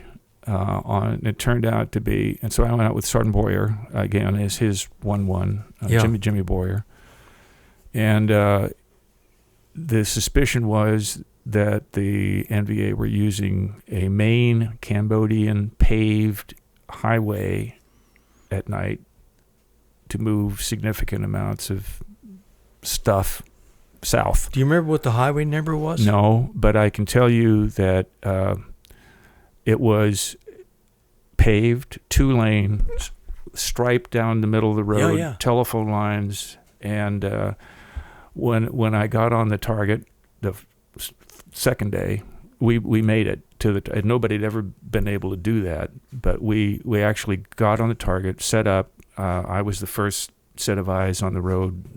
Jim Boyer and the team were covering my back. And first thing I noticed was Pepsi Cola trucks going on the road, and then Esso, which is now Exxon, going the other way. And I think, wow. Like what is going on? And then and I got leaves and branches and everything in me, and I hear this noise, and I'm going, what the hell is that? And I'm trying to turn slowly to my right. Be cool and calm, collected. Yeah. But I could not identify the noise, and it turned out it was a very beautifully capricianed elephant with blankets and bells and everything, and I'm out riding this elephant down the road to go to some ceremony or something like that. On the paved highway. On the paved highway, just ching, ching, and it was all the little bells on the elephant. You take pictures for your collection? But then, after the elephant passed out of my view, parade. Yeah, man. And I'm going, oh man, see, Pepsi Cola, Exxon, an elephant, And this is broad daylight, and then I hear this little like this, like a motorbike. Yeah. Oh. So. Yeah. And I go like this, look over, and on a red Vespa is a blonde Caucasian female. Indeed. With a ponytail and sunglasses, riding this Vespa down the road. And I figured she, and she went past me, and what I could see of her looked very attractive. But, Indeed. I had been around women for 8 months, so, Caught your eye. Yeah. But I figured she was a French, one of the French plantation families or something that was still there. But just riding this Vespa down. And that night, big, huge convoy of the equivalent of Russian, I guess, deuce and a halves. Right. With canvas covers over the back and guys sitting NBA on top guards. of the cab, sitting on the cab with AKs. And I had the distinct pleasure of being probably the first guy to ruin a Starlight scope, which I had the first, as far as we knew, it was the first issue of a Starlight scope for anybody in the country, right? And so, they gave us a little briefing on how to use it, and they said, just make sure you don't point it at a light, because that'll blow up the phosphors. So here they come, and I go, okay, I know what this is. And I bring it up like this, and I'm looking through it, and they had their headlights on. Yeah. Not even the downward reflectors. Yeah, the things, the Army trucks have the either bright lights or night running lights. Yeah, they had their headlights on, and of course, as soon as I turned that $1,000 thing at the trucks, it went poof. And I thought, okay, that's not going to work. Well, and I turned it in when I got back, and they said, "So what did?" I said, "Well, I turned it on the convoy, and they had their lights on." And they said, "Oh, all right, fine." Well, the reason why I asked you about the highway was because 2 days after our Thanksgiving mission on a Saturday, we got inserted. We were on a highway watch, and it had thick vegetation. Yeah. And we could stand there with a camera, and when the trucks went by with the troops or whatever. When was this? November? Yeah, November 30th. Wow. Yeah, it was probably the same. Thanksgiving was the 28th. Your mission with Fleming was the 26th. Yeah. That's Tuesday. Yeah. Thursday, Thanksgiving. We're out, get back. And then on that Saturday, we get inserted. Perfect insert. Again, the green horse. I forget what part of that fake road insert we were. Yeah. But we're on the ground. We get to the road. Yeah. And we're taking pictures. We're all set up with security. And then Creighton Abrams called us back and open radio frequency, said, return to base, cease and desist with the mission. And the reason why, we had dropped a white phosphorus grenade, which was a violation of our rules of engagement in Cambodia. Now, Sihanouk filed a formal protest. Wait a minute. Did it go off? Oh, yeah, it went off. Okay. Yeah, when we were getting exfilled, I dropped it down on them. On one of those, I think it was the second one, we were trained to do that, though, Till. Oh, yeah, well, to break contact, and if you're briefing, being pursued, throw a Willie Pete. For FOB 6, we were told we were forbidden to use white phosphorus in Cambodia. Well, I think we were. It was a very naughty weapon. Yeah. It was a naughty weapon. Well, we did at least once that I know of, and I never got my butt chewed for using the Willie Pete to break contact. Yeah. It was probably the same highway, though. I'm thinking that was they wanted to get vegetation. Yep. You could. I mean, we took a couple rolls of film. Yeah. That I was when they again. This is my last one. So we're briefed. They want us to do a road watch, but only for 5 days. And most point watches, as I alluded to earlier with the river, were 10-day missions, right? Really? Yeah, that's what they, at that point. So I said during the briefing, are you sure this is 5 days? And they said, look, you get on the road and confirm one way or the other, and that's all we need. So 5 days. And I said, okay, that's fine. So we briefed up supplies, everything for 5 days. 5 days. We got on the target. We got detected. There was not a shot fired. We became aware of the fact that they'd spotted us. We moved off the target. Before we got to the target, the first day, the radios went dead. The radio, Prick 25. We put Sure. I had to think the spare battery. We switched batteries. It didn't work. So we had to get a resupply of a Prick 25. No. That's number one. Oh my God. We then that's before we got to the target the first time. We get to the target. By the way, they put us on the wrong LZ. They inserted us on the wrong LZ. The 20th? Or the 195th?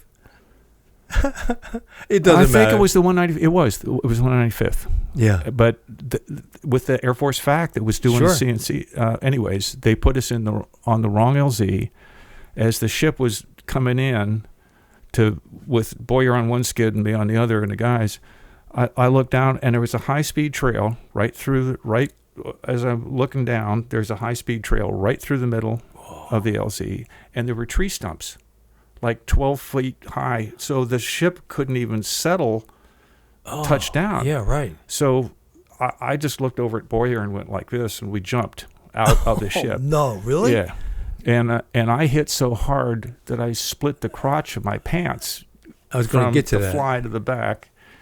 And the muzzle of, now I'm carrying an AK because the edict came out, you can't carry U.S. weapons anymore. So we all new rules of engagement for Cambodia. Yeah. So you could have any gun you wanted as long as it wasn't a Car 15. A Car 15.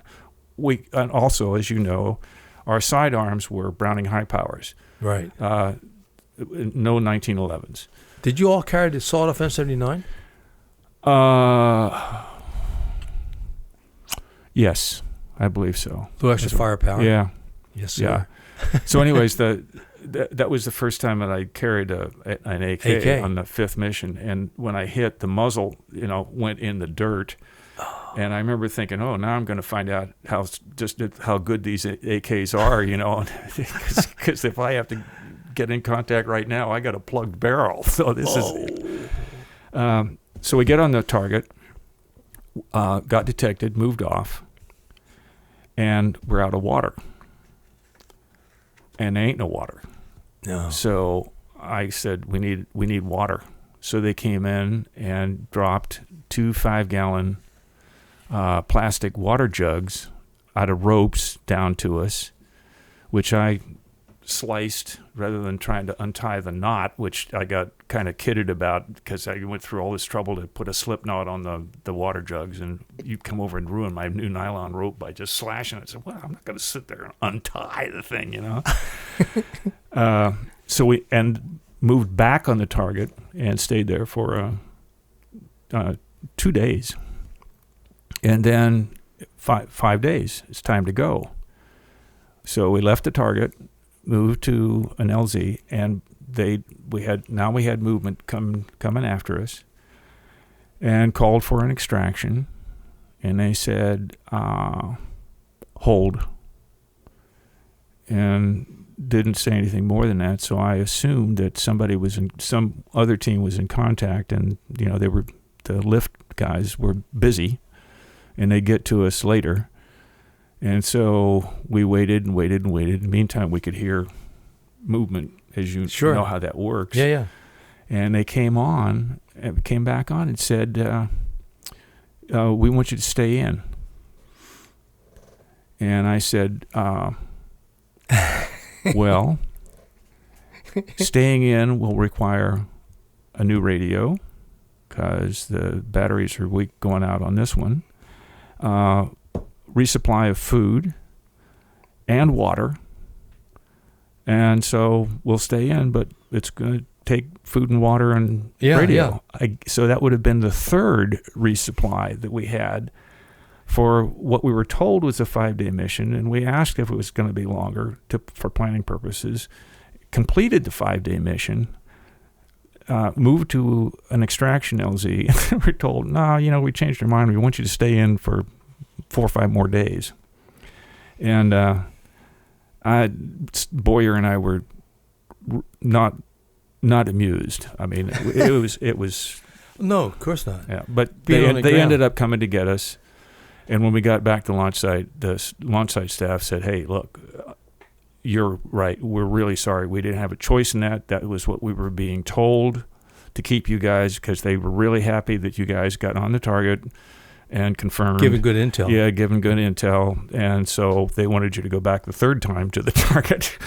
And wow. But it wasn't our call. And I said, okay, fine. Well, also, and again, the Fred's book, when you're talking about moving, the way they write it in the book was the movement was pure agony. Yeah. Hands and knees, vines, thorns, insects. Every recon man knows the drill. 4.5 hours later, we called for a water resupply, and we were told the request was denied since it would compromise our position. Boyer and I were not amused. I advised the CNC that either we got the water or they could pull us out. We got the water. And then there's that. This is the mission 2 where you had you encountered a unusual insect that got into your. Well, remember I groin? Split my pants when I jumped in, and so what's it like being on the ground with split pants? Well, not fun. And I remember thinking at the time, I'm really sorry for the guys that are having to crawl behind me, because they, what they're looking at is geez, do I have to? So yeah, there was a whole thing about animals that we ran into, and there was the python at Tango 5-1. That's what they were shooting at it. That down at their feet, it was a python. It's literally a snake in the grass. The first guy stepped on it, and everybody's shooting at the thing as it's thrashing around to get the hell away from there. Yeah. And then there was a cobra in a bunker in a deserted NVA regimental base camp that we were sweeping. And this guy, the 1-1, called me over and said, hey, look at that. And it was a bunker, that wouldn't, about this high. And there was a cobra coiled up. I didn't ready to strike. Well, it was just coiled up in the bottom of the thing. Okay. And I didn't even know what kind of snake it was, except it was big. And I don't like snakes in the first place. I don't care how big they are. If it doesn't have shoulders, I don't have any use for it. And so he gets a stick. I mean, you've been in abandoned or empty base camps, and how spooky that is to be walking through something that's as big as a small town with structures and graveled roads, and you're walking abreast. And you feel naked, right? I mean, it's really disconcerting. I was never in a base camp that big. Yeah, but, so this guy takes a stick and pokes this snake, and that's when it goes whoosh, like this and spreads its hood out. And I said, we don't need to be pissing off a king cobra, right? Just leave it, okay? Boyer, the last night we were on the target, on that mission. On his poncho liner. On his poncho liner. It's night, it's dark, and all of a sudden I hear this thrashing around. And it was Boyer, and it's, what? He said, fucking snake just went across my legs. So, there was, always something. Oh, yeah, for sure. And then I think, there was a couple other cases, I think, of so unique.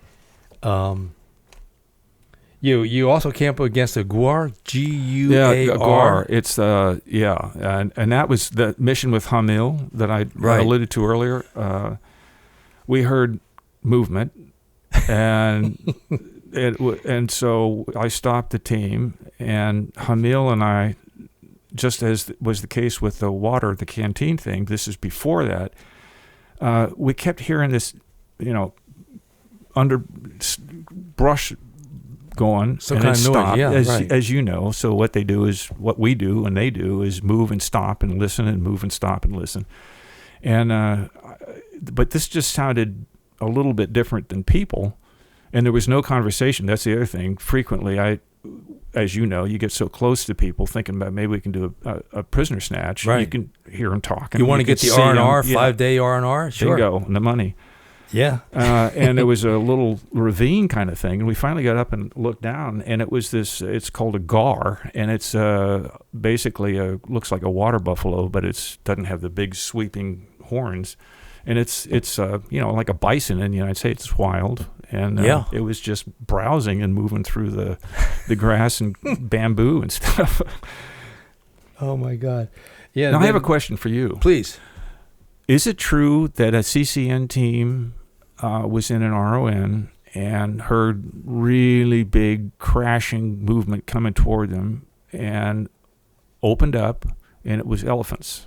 It was wild elephants, that one of them was wounded and stepped on one of the CCN team guys and crushed it.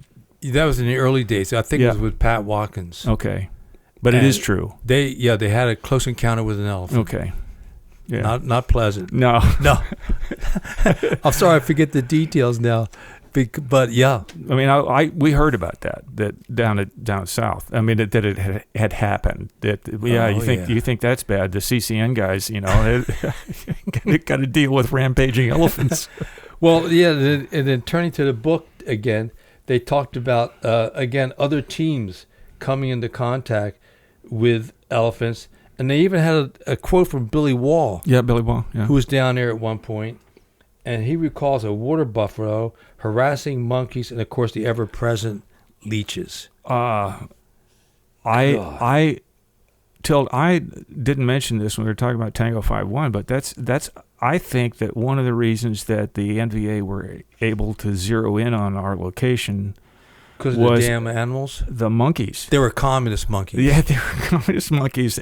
And they were communist monkeys that didn't like us where we were, because after we had just finished setting up and Mike was doing the sit rep, and in the canopy over us, it just erupted with monkey screaming, yelling. They were starting to throw stuff down on us.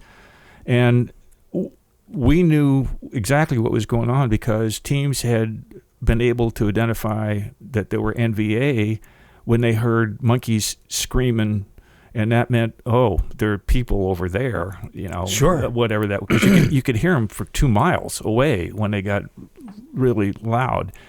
And man, there was a bunch of monkeys up in the trees right overhead of us, and they were not happy that we were there. And that was just before the NVA showed up. The first wave. Matter of fact, I think that Sonny and I were actually going,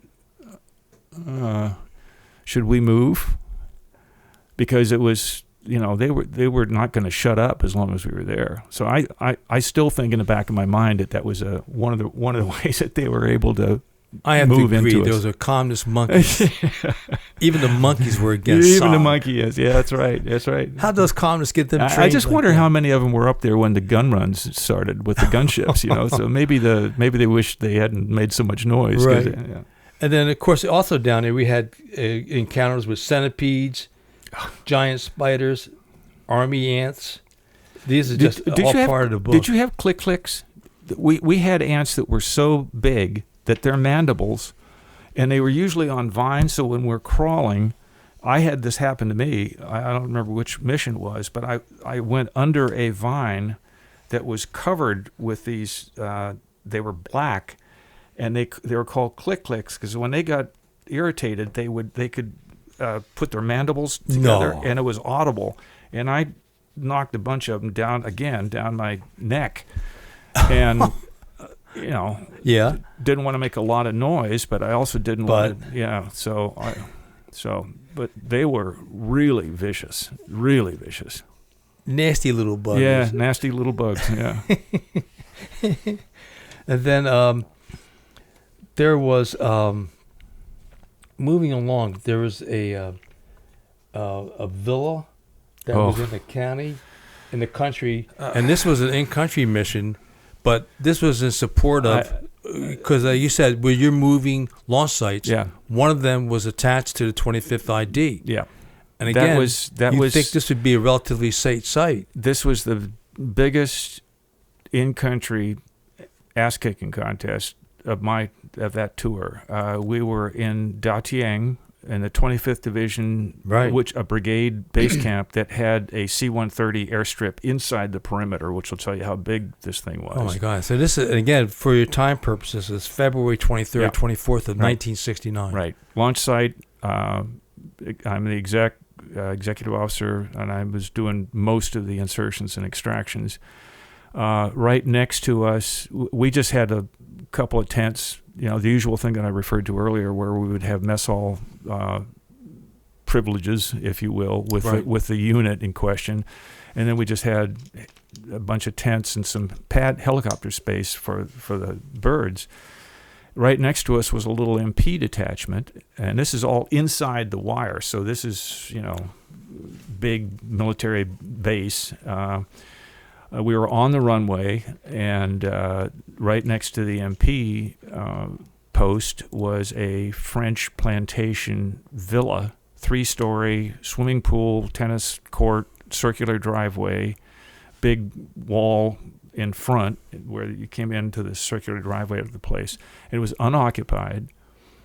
And on that night, at the far end of the runway, about 0100, there was clearly an ass-kicking contest started. Lots of small arms, lots of RPG stuff.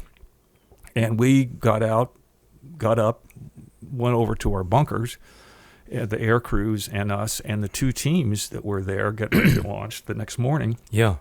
Got into bunkers, and we're just sitting there, and it got louder and louder. And then, we were tuned into base defense frequency, and then it came on the clear. It said, "Hey, Special Forces guys, they're coming up the runway. They're through the wire. They're coming up the runway towards you. We have nobody. Nobody. You're on your own, guys. But be aware that there's a main force NVA element heading your way. Out. Be advised." Yeah. So rather than sit there and getting grenades thrown in the bunker on us, Major Phillips and I. And it was Roseberry and Head were the two team leaders, and we just decided, let's go get them. Let's go. So we split up and went down, started going down both sides of the runway. We had a security platoon also, so it was 2 recon teams, the launch site staff, and a security team under Lieutenant Walt Marcantel. Mm-hmm. And they were blowing up airplanes. As they came up the runway, they were putting charges on the birds that were there. C-123, a couple of Oscar Deuces. Yeah, Satchel charges. Yeah, they're going. They're up already. But we could, wow, just, like this. But that helped you to silhouette the bad guys. Yeah. And so we started engaging them. Yeah.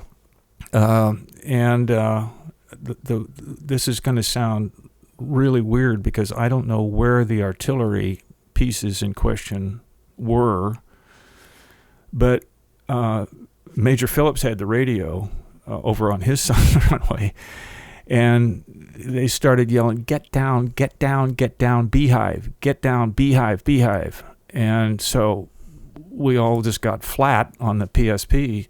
Yeah. And I've never heard that kind of noise before or since. Apparently the tubes were lowered, like the artillery. The artillery behind us, and they were firing beehive rounds right down at sure.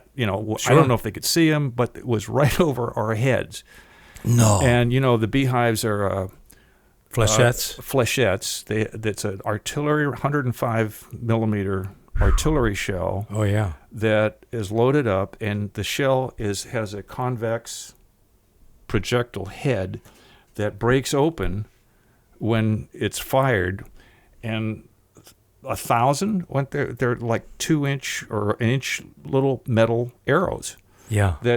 That's the charge, and it's like grape shot back in the Civil War or whatever. Right. Sure. And they fired 3 or 4 of those things over our heads. So we're going, how long is this? Are we supposed to lay here indefinitely? And it was this whooshing sound that, again, I've never heard anything like it before. And it stopped, and so we got up and moved down the runway, and there was a big sandbag bunker on each side of the end of the runway, facing the wire, right. The triple concertina rows. There was a road outside the wire and a rubber plantation there. Wow. From which the NVA had launched the attack, because this is another one of these weird things about Vietnam. American forces were prohibited from going into any rubber plantation. And if they did, and a tree was damaged, we had to pay damages for every single tree that was damaged by American military activity. Yeah, welcome to the war. And that's to this day, that's why I won't buy Michelin tires, because this was a Michelin rubber plantation. Oh, no. Yeah. Yeah. And again, turning to Fred's book, there's that unique part of that as you guys are wrapping up that mission.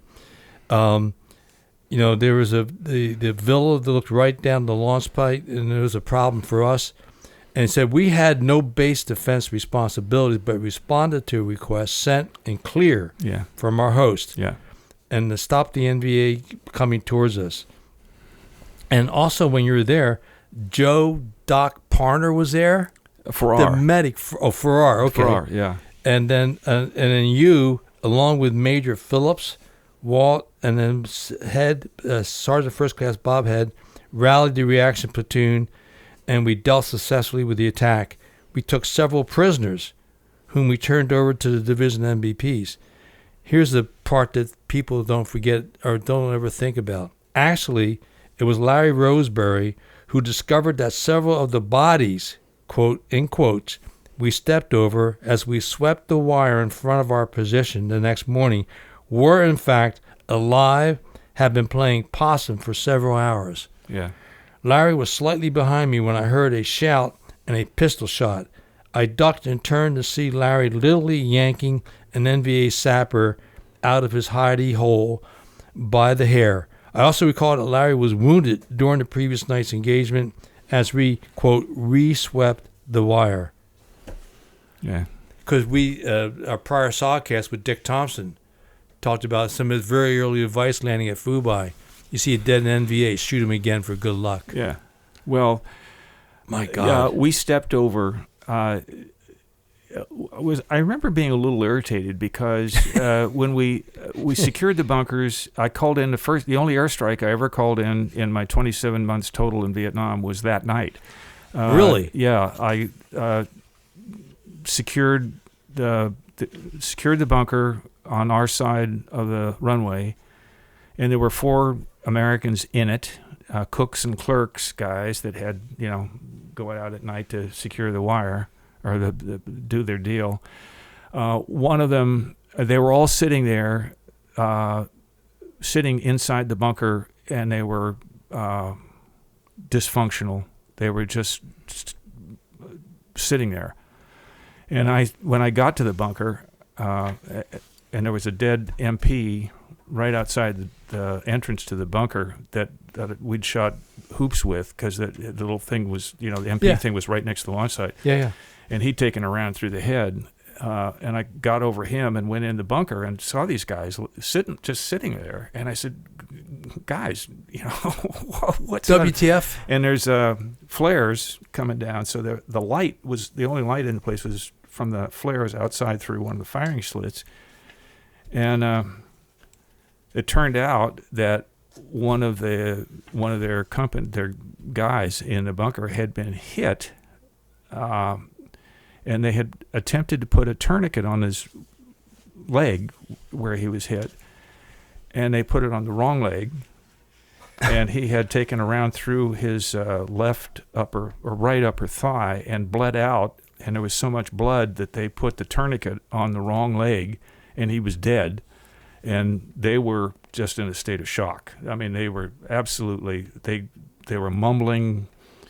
So I got up on top of the bunker, then. There was a position up there with a covered, wood frame and a canvas over it, and a radio that was on. And I got on it, and it was the base defense. And I said, "Hey, this is SF guys. We're at the end of the runway. We've secured the bunkers, but we're still taking fire from the plantation." And the guy, this is all in the open. He says, "Hold on. Do you want air support?" And I said, "Sure." And he said, "Well, hold on." So he gets a FAC. There was a FAC flying over somewhere. Yeah. Us. Couldn't see. It's 2:00 in the morning. Right. And so now I'm talking to a FAC who says, "Target." And I said, "It's heavy weapons fire coming out of the plantation across the road from the east end of the runway into our position. You can probably see the muzzle flashes." He said, "Right there, I got it." He said, "Stand by." And he comes back on and says, "I got 4 Misties, Wow. F-100s that were on a mission." It was scrubbed, so they have full ordnance, and they're flying back to Tuiwa or wherever it was that they were based, and I'm going to use them." And I said, "Roger that." And he said, "Okay, stand by." And then he comes back about 2 or 3 minutes later and says, "Get down." And I never saw the aircraft because it's night. Right. But it was like the scene in Apocalypse Now. Apocalypse Now. The entire front of the plantation went up. I mean, this is 4 F-100s with napalm at treetop level, dropping this stuff down there, and it was it. So I'm down below the sandbags. Yeah. And I hear this woof going on, and then the heat rolls up, the heat wave up over the top of this bunker, and it was pretty amazing. So I finally sat up and looked, and I went, "Oh," the entire thing was on fire. The plantation, just unbelievable. They lost a couple of rubber trees, did they? Yeah. I said, "No tires from these guys." And so then it got quiet, right? Yeah. That's it.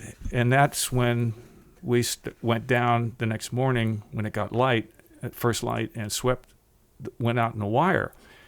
And I and the other guys, we're lying abreast going through this 3 rows of triple concertina very carefully. And what had happened, Tilt, was over the years, the runoff, because obviously they're going to put the base on the higher ground, and the runoff from this place, the sand, the dirt under the wire was sand. And so the runoff had created these gullies that were 3 or 4 feet deep every 10, 15 yards that were where these guys had crawled in under the wire. Oh, wow. Because these things had never been maintained. Sure. So and as we're walking along there's a body face down, and these were sappers, so they had just like jock straps and Ho Chi Minh sandals, no pants, no shirt. They had harnesses on their chests, the charges, and I and the other guys are stepping over these gullies, looking at these guys, and walking on. No kidding. That's when Roseberry saw one of them move and went like this and picked the guy up, and we turned around and said, "Holy shit, these guys are alive. They're playing possum." And there were about 12 of them. So did any survive to be POWs? Oh yeah, we took them all. We took them all up, and Yeah. like this, and we didn't have handcuffs Chuhoy. or zip ties or Yeah. yeah. Chuhoy du man. Yeah. And we didn't have zip ties or cuffs or anything, but we put them in, and Yeah. MPs were right there, about 100 yards down, so we turned them over to the MPs. Now we're walking back to the launch site because we got teams to put in that day, and in single file along this road, And one of the yards in front of me, about 3 guys up, there was a ditch on the side of the road. And he reaches down, and he yelled something, and reached down in the ditch and pulls this guy out of this ditch water by his hair. And it's another NVA who had been taking an M16 round clear through his upper left arm, and he's basically in the sewer water. Ooh. And he'd been doing the straw thing. Yeah, he like was, John Wayne did in the movie Back to Bataan. Yep, he was breathing through a straw, and the yard saw him and yanked him out. Now we got this guy, who he must have smelled it a little bit. Well, then we passed the villa. Oh no! And the wall, yeah, on outside the villa, there are 25th Division guys, grunts. Oh yeah, helmets, everything up against the wall, leaning against the wall. And as we walked past, I said, there was a lieutenant there, with a radio operator. And I said, what's going on? And he said, well, there's a couple of NVA in the house. And I said, okay, what are you going to do about it? He said, not my job. And I said, what? Really? What? He said, we don't do houses. Not, I don't know. I'm not sending anybody in there. And I said, hey, look, Lieutenant, see those helicopters over there? That's our launch site, and we got to go like now. We're behind schedule, so you got to get those guys out of the house because they're overlooking like 50 feet away from our launch site. Whoa! So you got to go get them. And he said, not my job. So I turned to Sergeant Head and said, all right, let's go. So we cleared the house. No kidding. Yeah. There were 3 of them in it. And you never had any training for that, other than watching World War II movies? Listen, I tried at one point. I didn't want to go in the front door, which was open. The big, heavy doors were open.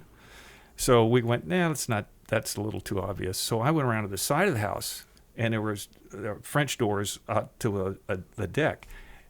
How many movies have I seen where somebody shoots the lock off, right? So I go like this, and then bam my shoulder on it, and it didn't budge an inch.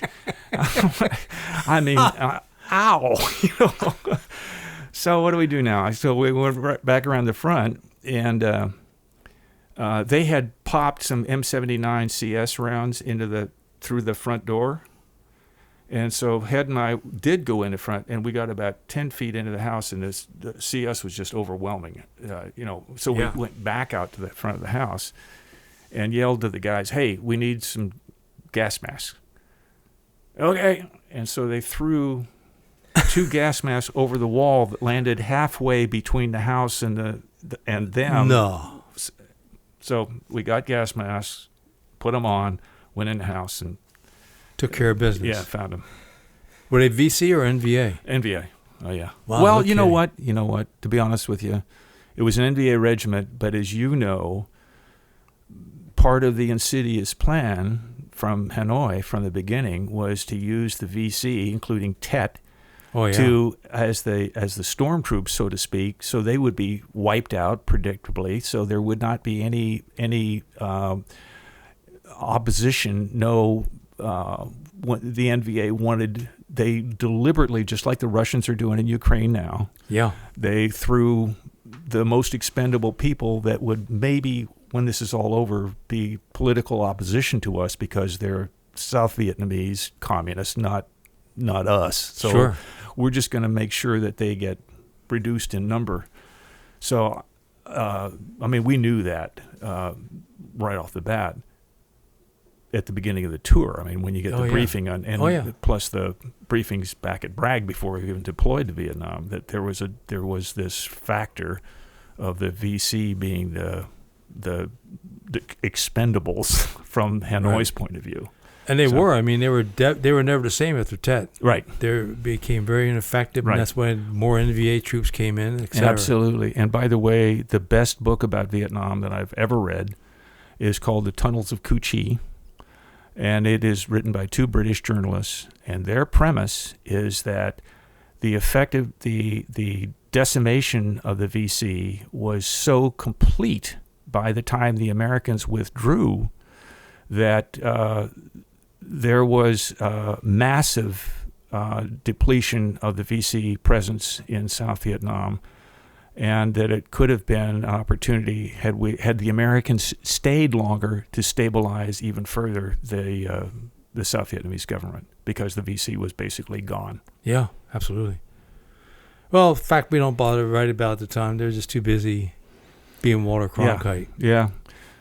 But, the PSYOPs operations alone, apparently, that I didn't know about, that are detailed in the books, were extremely effective with the VC, who were in the tunnels right under the 25th Division headquarters at Cu Chi. No. Oh, yeah. I went in them. When I went back to Vietnam in 87, I went down in, it's like a museum thing for them. Sure, of course. They're proud. Yep. Quite rightly. And they took us down into the tunnels where they had hospitals. They had armories Caches down there. Yeah. No, armories, reboring complete with AK armors, barrels, stuff. And it was incredible. And it was right under the 25th Division base camp. Wow. Well, continue to move along here, because you're one of the first, if not the only first, and may not be the one and only throughout the remaining SOGcast history to have been on the ground with Jerry Mad Dog Shriver. Yeah. And so, from a very personal note, Mad Dog was TDY to CCN in March of '69. I met him, Klaus, and Klaus. We basically had, that was his little flea bag. He has German Shepherd flea bag there. And so we met briefly, and he went in, after Eldon Bardwell's Recon team went into a dry camp, or the NVA were moving, they had a stay-behind unit. Mm-hmm. Eldon went in, he got shot in the chest, but he had the NVA vest on, survived it. And next day, Jerry went in with his platoon, and they took out 15 helicopters of intel. Papers, documents, maps. Wow. I assume some weapons along the way. Yeah. And that was just his TDY, brief visit to CCN. And then he returned to CCS, where I'd like to turn to the mission of April 24th, 69, where, and again, the mission was even one of those questionable ones that, in hindsight, or maybe even yourself at that time, what was when the order came down from headquarters, we want to do a BDA? Yeah, in Cambodia. Yeah, I'm pausing here because it still haunts. It still irritates me. Oh yeah. Before this, when I was still the Recon company commander at CCS, I was called in and I was told, "Hey, we're going to start jumping teams in." And without going into the details, that just as the name implies, we're going to parachute teams in. Yeah. And I again said, "Not on my watch, Colonel." Are you out of your flipping mind? Yeah, I said, I just said, that's just not going to work. And he got irritated again, and I understand that. I mean, sure. And so we had we had a discussion about the dispersion factor, and these are going to be static line jumps at night, with 2 Americans and 6 in Dig. The weight disparity alone would be significant. Yeah. And I just refused. I said, "Sir, I'm just not going to." And to my surprise, okay, and that was it. And it didn't happen on my watch. Yeah. As you know, it did happen later. Oh yeah. There were attempts to insert teams by static line, and guess what? None of them worked. The teams were not able to link up on the DZs. And then they went to Halo, all the trouble of training guys in Halo. Right. And we know how that turned out. So, yeah, just for the record, we had 5 Halo jumps, and we had 12 or 13 static line jumps, some of which were in country when SOG was supporting an A team that was under siege out of FOB2 at Kontum. I forget which A camp. Yeah. But that's part of that. Yeah, and So the reason that I went back to mention that is that I was getting increasingly concerned about the orders that were coming up from Saigon on what they wanted teams to do. Sure. And now we're getting into the BDAs, the B-52 strikes. Well, again, just for our listeners or viewers, when the Air Force pitched coming with a B-52 strike, they said, we want a bomb damage assessment. You guys just go back, take some pictures, let us know how many people we killed. There won't be anybody alive. They'll be all squashed by our bombs. Yep, that's right. Just the opposite was true. So and with that little introduction, take over, well, please. and until you know this, they said they were going to hit the very same targets that SOG had been identifying and getting prisoners out of for years up to that point. And when I heard B-52's going to, I was over the moon happy. Yeah. Hot damn. This is what we've been doing all this stuff for. Finally. So I was the launch site officer at Sigma. I had teams on the ground, including Bill Ortman with a Recon team. Bill Ortman and Barry Murphy. Certainly, yeah. And I'm flying around, and I get the order to get Ortman's team out now. Get him out. And he wasn't on contact. There was nothing. So I, got in touch with him and said, get to an LZ right now. And he's, why? I said, I get to an LZ right now. Yeah. I didn't know what to tell him. So he Sure. did. We extracted him. They had a C-123 there. Boom, he's out. 2 days later, I'm up in Bamituit. There's a hurly-burly. Everybody's running around with their hair on fire and so on. And there's going to be a B-52 strike tomorrow, and Bill is taking his team in to do the BDA. First B-52 strike to hit Cambodia. Bill Ortman and his Recon team, he and Barry Murphy, are with their guys, are going in to amble around the strike zone and see if they can pick up some intel, get some pictures, let the Air Force know and there how won't cool be they anybody alive down there. Is Right. what, and I was. And so, also, let me just interrupt for one Sure. quick second, because in April of 1969, the Secret War still had a big veil of secrecy over it. Right. And the B-52 strike itself was to remain secret and did not even come out till years later. Years later. So, with Absolutely. So take it from there, please, Mr. Well, Ortman. So the first thing that I became aware of that I went, what? Was that there were two guys. John Potter had the North. And Lieutenant John Potter, right. And I was the exec. He was the CO of the North actual launch operation. These are when you had the different launch sites out of Bamituit. Yes. So it was one north and you were Right. south. And I'm south. And so I'm there, and I've got John and I know I have more experience putting teams in and getting them out under fire than anybody in the organization at that time. Sure. Because I've been doing it for 5 months now. Does anybody want to talk? I mean, do you want to?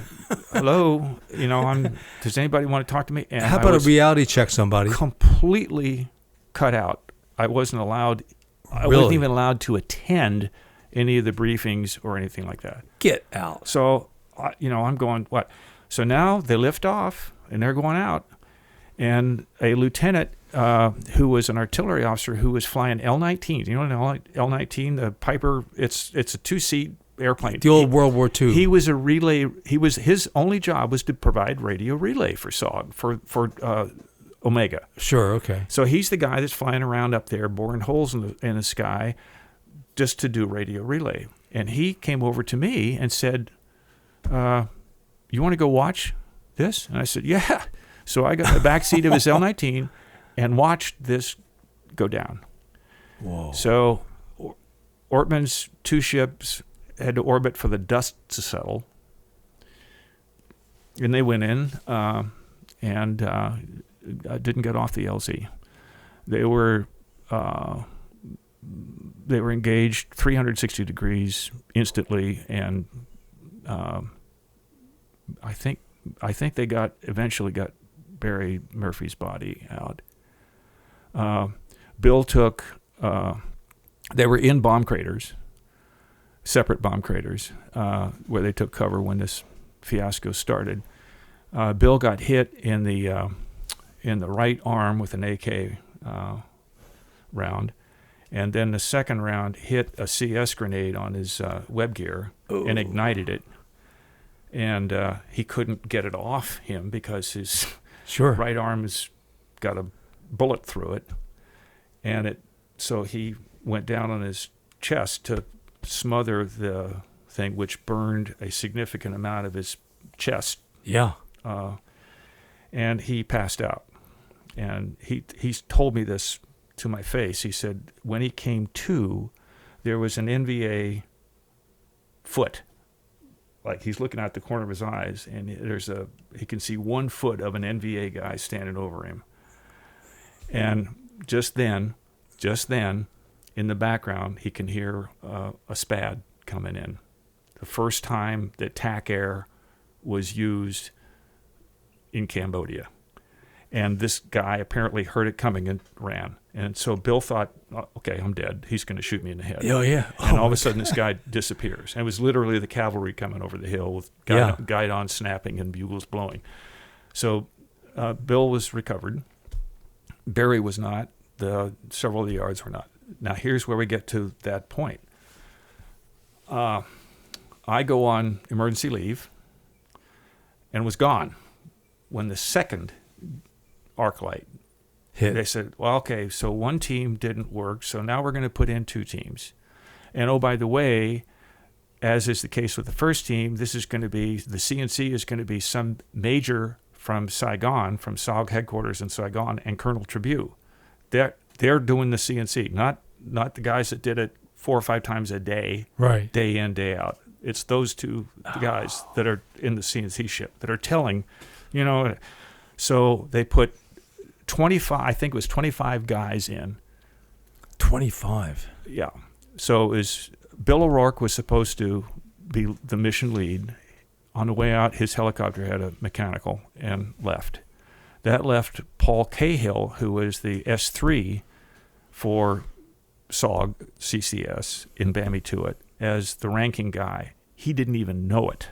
He's now in command of the mission because O'Rourke's gone, and before they even landed, it was starting to come apart. Walt Marcantel, Greg Harrigan, Ernie Jameson are the officers. Jameson's a medic. And so they put down in this LZ, again, bomb craters, right? And immediate, Jerry Shriver opened up on them, and they were massacred. At Paul Cahill. Paul took a round through the mouth. It came out of his eye. Harrigan and Marcantel was not badly wounded immediately. Harrigan's dead. Jameson tried to get up and move to provide medical aid, and he was killed. And Shriver tried to rally. My understanding is, again, I wasn't even in country. Right. Tried to rally the team, and was being ordered from the helicopter to their bunker to your right front. That's where the most of the fire is coming from. So you should deal with that. And for one reason or another, Jerry was last seen with a mountain yard beside him, or a nung, I don't know which, heading for the tree line, and he vanished and has never been seen again. But the casualty rates on that second one, when I was in a Trang and I heard what had happened in the last week while I was gone, I was enraged.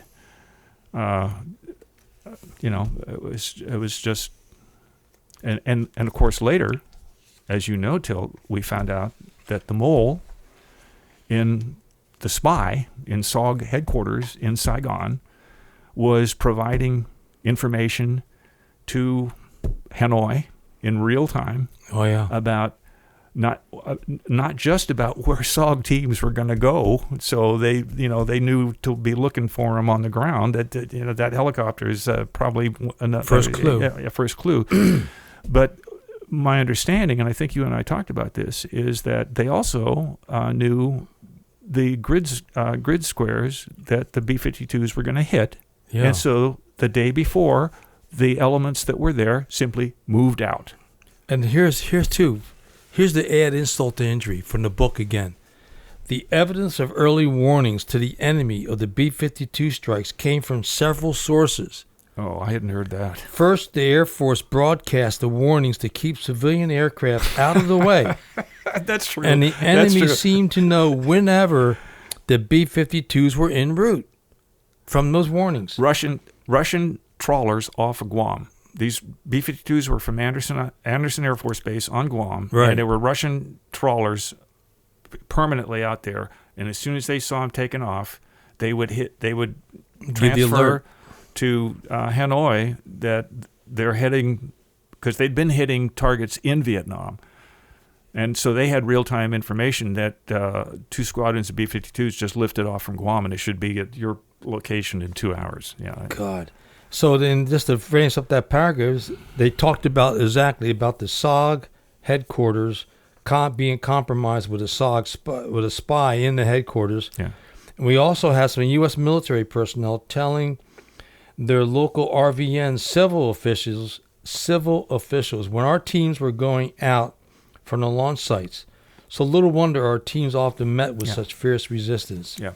And such was the case for the Kosovo raid discussed below, where we lost Jerry Shriver and the other guys. Yeah. Oh my God.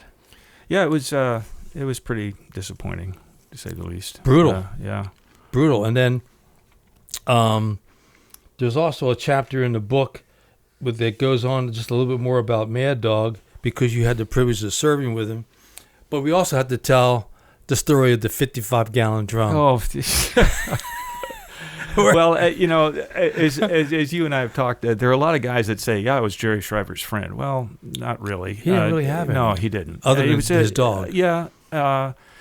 So Bill O'Rourke and I were hanging out at Bamituit, and this is about maybe a month before the end for Jerry. And he came over and said, hey, you want to go into Bamituit City, get some restaurant food.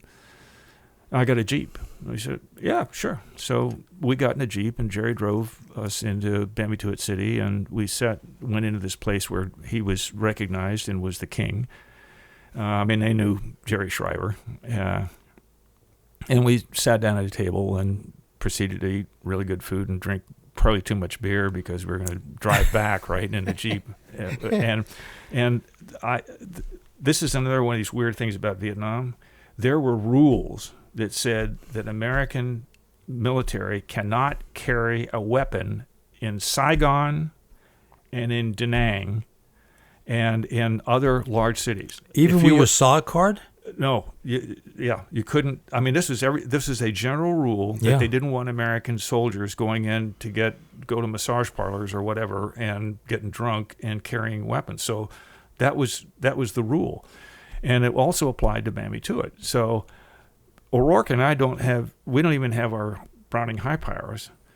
Jerry's got this little briefcase, and when we're sitting in the restaurant, O'Rourke says, "Jerry, what's in the briefcase?" And he gets this wolf grin, and just this leer. He goes like this, and goes pop, pop, and opens it up, and it was an Uzi with 3 magazines, all loaded, that he carried in this foam, all in the foam cutouts, and he goes like this, and then closes it. We said, "Oh, okay, fine, ready to roll, just in case." Then we get back to Bamituit East. We drive through the gate, get out, we're walking around.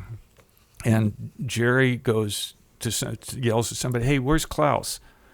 And the guy yells, "Don't know, Jerry, but he's probably hiding and this is the exact words. Yeah. And, what? And he said, yeah, one of the camp dogs, and Klaus tangled up, and last seen, Klaus is yiping with his tail between his legs, running away. This little mutt camp dog apparently cleaned his clock. And Jerry immediately just went into Jerry Shriver mode and went around and found there were 4 or 5 camp dogs. They were all vaccinated for rabies and everything, but they were just mutts. Yeah. And found one. Who knows if it was the right one. Picked it up and walked over to a 55-gallon drum, which for some reason was just sitting out in an open area, and dropped the dog into the barrel, the drum. And O'Rourke and I are watching this, and he pulls out this suppressed high standard issue and starts boom, boom, boom, boom, in the drum at the dog. And the dog, we can hear the like this. And, Shriver's going like this. And then the barrel tips over, and the dog hauls ass, apparently unwounded, just flies out of the thing. And Shriver's standing there with the gun, and somebody, by this time there are people watching, and somebody yells, "Hey, where's the best place to hide when Shriver's gunning for you?" "Yeah, the 55-gallon drum." And then somebody says, "Hey, Shriver, next time just use a hand grenade. Just drop in the hand grenade." And so he kind of gives it wolf-like grin and walks off. And O'Rourke and I just kind of looked at each other and said, "Shall we go break the needle off in him, about this?" And Bill said, I think we better stay away from him for a little while. So we did. Oh, my God. Yeah. All those little stories. Yeah. And then was there, I'm trying to think, there's one more I can't recall right now. So with that thought in mind, let's move on to a couple as we head down the trail here. You had the experience with the Jack Birmingham. Oh, yeah. That was just one of those hard to believe stories, but also shows the courage of the aviators we worked with. I suspect that there were many examples of just undaunted valor on the part of air crews. But the 195th and the 20th SOS, we dealing with them, and just on a daily basis. And the King Bees, the VNAF guys up north. For Bambi Tuat, they came down occasionally, just right? Unbelievable acts on a daily basis, multiple acts of unbelievable courage and skill flying these things. And the 195th, being an Army unit, most of the pilots were warrant officers, and there were 2 or 3 officers, commissioned officers, that were in various company commander of the 195th, and then the exec officer, and I think the gunship lead was also a lieutenant. But on this particular day, we lost 2 American SOG members, and this particular incident involved the effort to get them out. And I was in charge of I was in the CNC ship, and the gunships were flying at these are Hueys, I forget the model number, but they had the blooper on one of them had the grenade launcher on this bulb on the front of the thing, and miniguns and rockets. And Jack Birmingham, Lieutenant Jack Birmingham, was one of the ships trying to get the Americans, the team, out, and it was just chaos. It was just chaos. The team had become separated, which enormously complicates an extraction effort when you got people here and people there, and everybody's shooting at everybody, and RPGs are flying and so on. And Jack took a round that came first place. His co-pilot took a round in the leg up through the chin bubble, And Jack, a round came up through, I don't know, it was the floor or the plexiglass windscreen, and it lodged under his helmet. It lodged in his temple. It was a spent round, so it just stopped right there in his temple. He was running low on fuel, so he flew back to the launch site and got out and took his helmet off and put sunglasses on and was getting back into the ship to go back out there with an AK round in his temple and one eye closed, when the commanding officer of the unit, the major from Long Binh, where it was based, right, by this time had flown out because there was a couple of ships down again. And so he had already flown out from Long Binh to the launch site. And he saw Jack trying to get back into the ship to take it off. Yeah, and yeah. there was a confrontation there, and Jack didn't go. But the point is, he was getting ready to go back out with a bullet in his head. Unbelievable. Yeah. Just another day in SOG. Yeah, just another day in SOG. And then also talking about our aviators, you had that the chopper maneuver that's called a hammerhead stall. Hammerhead stall. That was on the same day, the same mission. And Randy Gronke, we're watching. I'm looking at this from 1,200 feet up. Sure. And the gun runs are going like this. And what Gronke recognized was the gunships would make a pass, and before the next gunship came in to do its pass, the NVA were getting up and moving closer to the team. Right. And they could see him getting doing closer that. to the belt. Yeah. So what Randy did was realize that these guys were exposed when they were doing that. And so to cut the time that there was a gunship in position, we saw him fly over and then at very low level pull straight up. And this is in the Huey gunship, which is not the most maneuverable aircraft in the inventory. Get enough altitude to basically stall and come back over down, and it's called a hammerhead stall. But you never do that in a helicopter, and you never do that in a helicopter at low altitude. And he did both, and he caught a bunch of guys out in the open. The door gunners with the miniguns caught a bunch of guys out in the open, but it was all to no avail because the two Americans are still there. They're BNR, body not recovered. Right. No, for sure. And then you also had another similar problem that we had at FOB1 and later at CCN, where sometimes the indigenous personnel would have a unique use for their claymores. Yeah, God bless them. They had security, perimeter security, in the security platoon or company, and so they would sneak out. We discovered after we had another probe, actually pretty heavy one, that hit the armory there at Bamituit and blew it up with all the guns and the starlight scopes. Yeah. And I happened to be the base defense officer because Major Phillips, the S3, is normally and he was on R&R. So I was in the talk running, whatever. And the next day, they never got inside the wire. They came close, but they never got into the inside the wire and over the berm. So we went out to check. I didn't go, but one of the NCOs went out to check claymores and cut, where the concertina had been cut and so on and so forth. And he discovered that several of the claymores that had not been detonated, when he took the back off them, there was little to no C4 in it because the yards had been sneaking out at night and taking a little bit of C4 at a time out to burn to brew their tea in their their positions.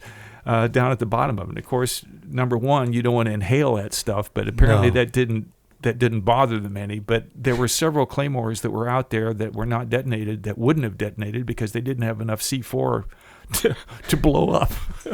But they had good tea to keep them awake. Oh my God, yeah. Yeah, the boredom of being on guard duty for sure. And then also, that same sergeant caught some guys in the guard tower sleeping. Really? Picked them up and took them down and threw them out like 12 feet. Yeah. And then just for a quick side note, like on a personal basis, how was your hearing after firing an RPG? You know, every time I see a movie or watch a newsreel of some of these guys in Ramadi or Fallujah or whatever, getting on dunking like this and then going back in, and I go, okay, if those guys are still alive, probably not, but they're deaf. Because the first time that I had to fire an RPG just for familiarization, and as you know, some SOG guys actually carried those sons of bitches. Oh, yeah. Later. Not us.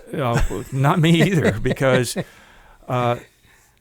what people don't know is that you put this thing on your shoulder, and it is a rocket engine that is now 3 inches from your eardrum. Igniting. And when you fire it, that thing explodes, and it's a controlled force that goes out the back and pushes the projectile forward, but you have a half a pound of explosive going off 4 inches from your eardrum. Hence the title, rocket propelled. Bingo. And I could not hear for 3 days after that. And I just marvel every time I see, you know, these guys doing that repeatedly, because and obviously no earphones, no ear protection at all. But Right. it felt like somebody hit me on the side of the head with a 2x4. I really did. I almost dropped it, as a matter of fact. Oh my God! So, was there? Do you recall doing some support of PRU, or was that another unit? No, because Lieutenant John Potter had worked at Hatchet Well, Force. we at Song Bay in particular, And PRU was part of the Phoenix Project. provincial something unit. It's Vietnamese, Right. and they were very specialized. And in Song Bay, in the town of Song Bay, there was an American detachment, and they had a bar, surprisingly enough. And so when we had a day of downtime, we would go into Song Bay and hang out with these guys. And it was a PRU unit there with some, I don't remember the names, but they were American officers and probably some guys in civies that were probably company, CIA guys. But that was the only exposure that I had to PRU was drinking gin and tonics in their headquarters.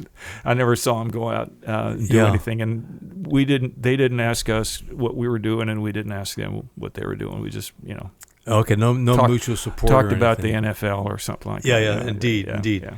All righty, well, we're getting to that point. Is there any final little points of discussion or remembrances or... And by the way, at the end of this, we're going to go back to Jocko's staff, and we have a clip of your presentation to at the Air Force Museum. Yeah. And I forget what year that was. But 2013, I believe. And that's where they dedicated the full-scale diorama of the helicopter, the mannequins representing the crew of the helicopter, one of the team diving into the helicopter, and there's this goober down, another figure with the AK and it's got grass, it's got spent brass around it. It's a fantastic portrayal, permanent display diorama. And the goober down there is me. Indeed. And so it's of the November 26th mission. Yeah, with James Fleming. Yeah, and it's called The Secret War, the whole thing. And then there was a big ceremony, a band and an honor guard and everything at this. It was a really interesting event, and I was the only member of the. I've tried to get Mike Hughes because he's was on. He's the 1-1 on the team that day. And he's just always been too busy to participate in any of these things. So I did on behalf of not just R.T. Chisel and Sonny and Mike, but all of the SOG guys that I was honored to serve with. Indeed. Yeah, You so know, there's a and the Green Hornets and the 195th. I mean, it's just a bunch of absolutely magnificent warriors that did everything for no recognition, zero recognition, punished if they sought recognition. Yeah, 20 years, keep your mouth shut. And so this is yet another opportunity to talk about what those guys did for no recognition, which is pretty amazing to me. Absolutely. Still. So for our viewers, so after we end our interview here, that tape will be attached. That's the plan. And then also, we also want to mention one more time the Green Berets by in Cambodia by Lieutenant Colonel Fred Lindsay. That's an amazing piece of work. Piece of work. And I worked closely with Fred when he was writing it.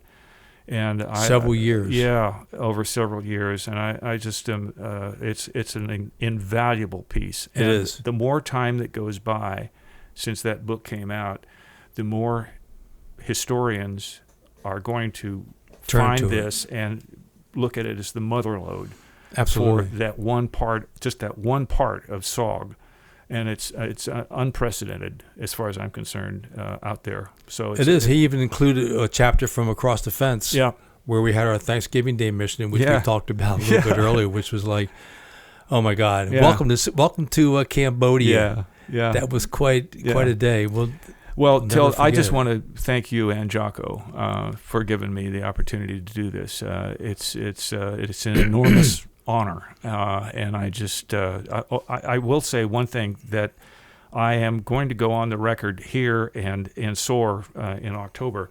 I made a misstatement in my SOG archive interview. I said no SOG warrior was ever captured. There were no POW, and that is dead wrong. I have since found out very recently that there were probably more than one SOG operative who was in fact captured. Right. So I need to be really clear about that. Not a whole lot. Not a whole lot, considering the whole thing. The never more than 300 from northern Laos to southern Cambodia. On any given day, there were never more than 300 SOG operatives, including the Indige, on the ground. Never more than 300 on any day. The North Vietnamese opened their archives, Hanoi opened their archives, and Harry Summers, who was Lieutenant Colonel Army, who was the first guy to go in and actually work with them to write definitive histories.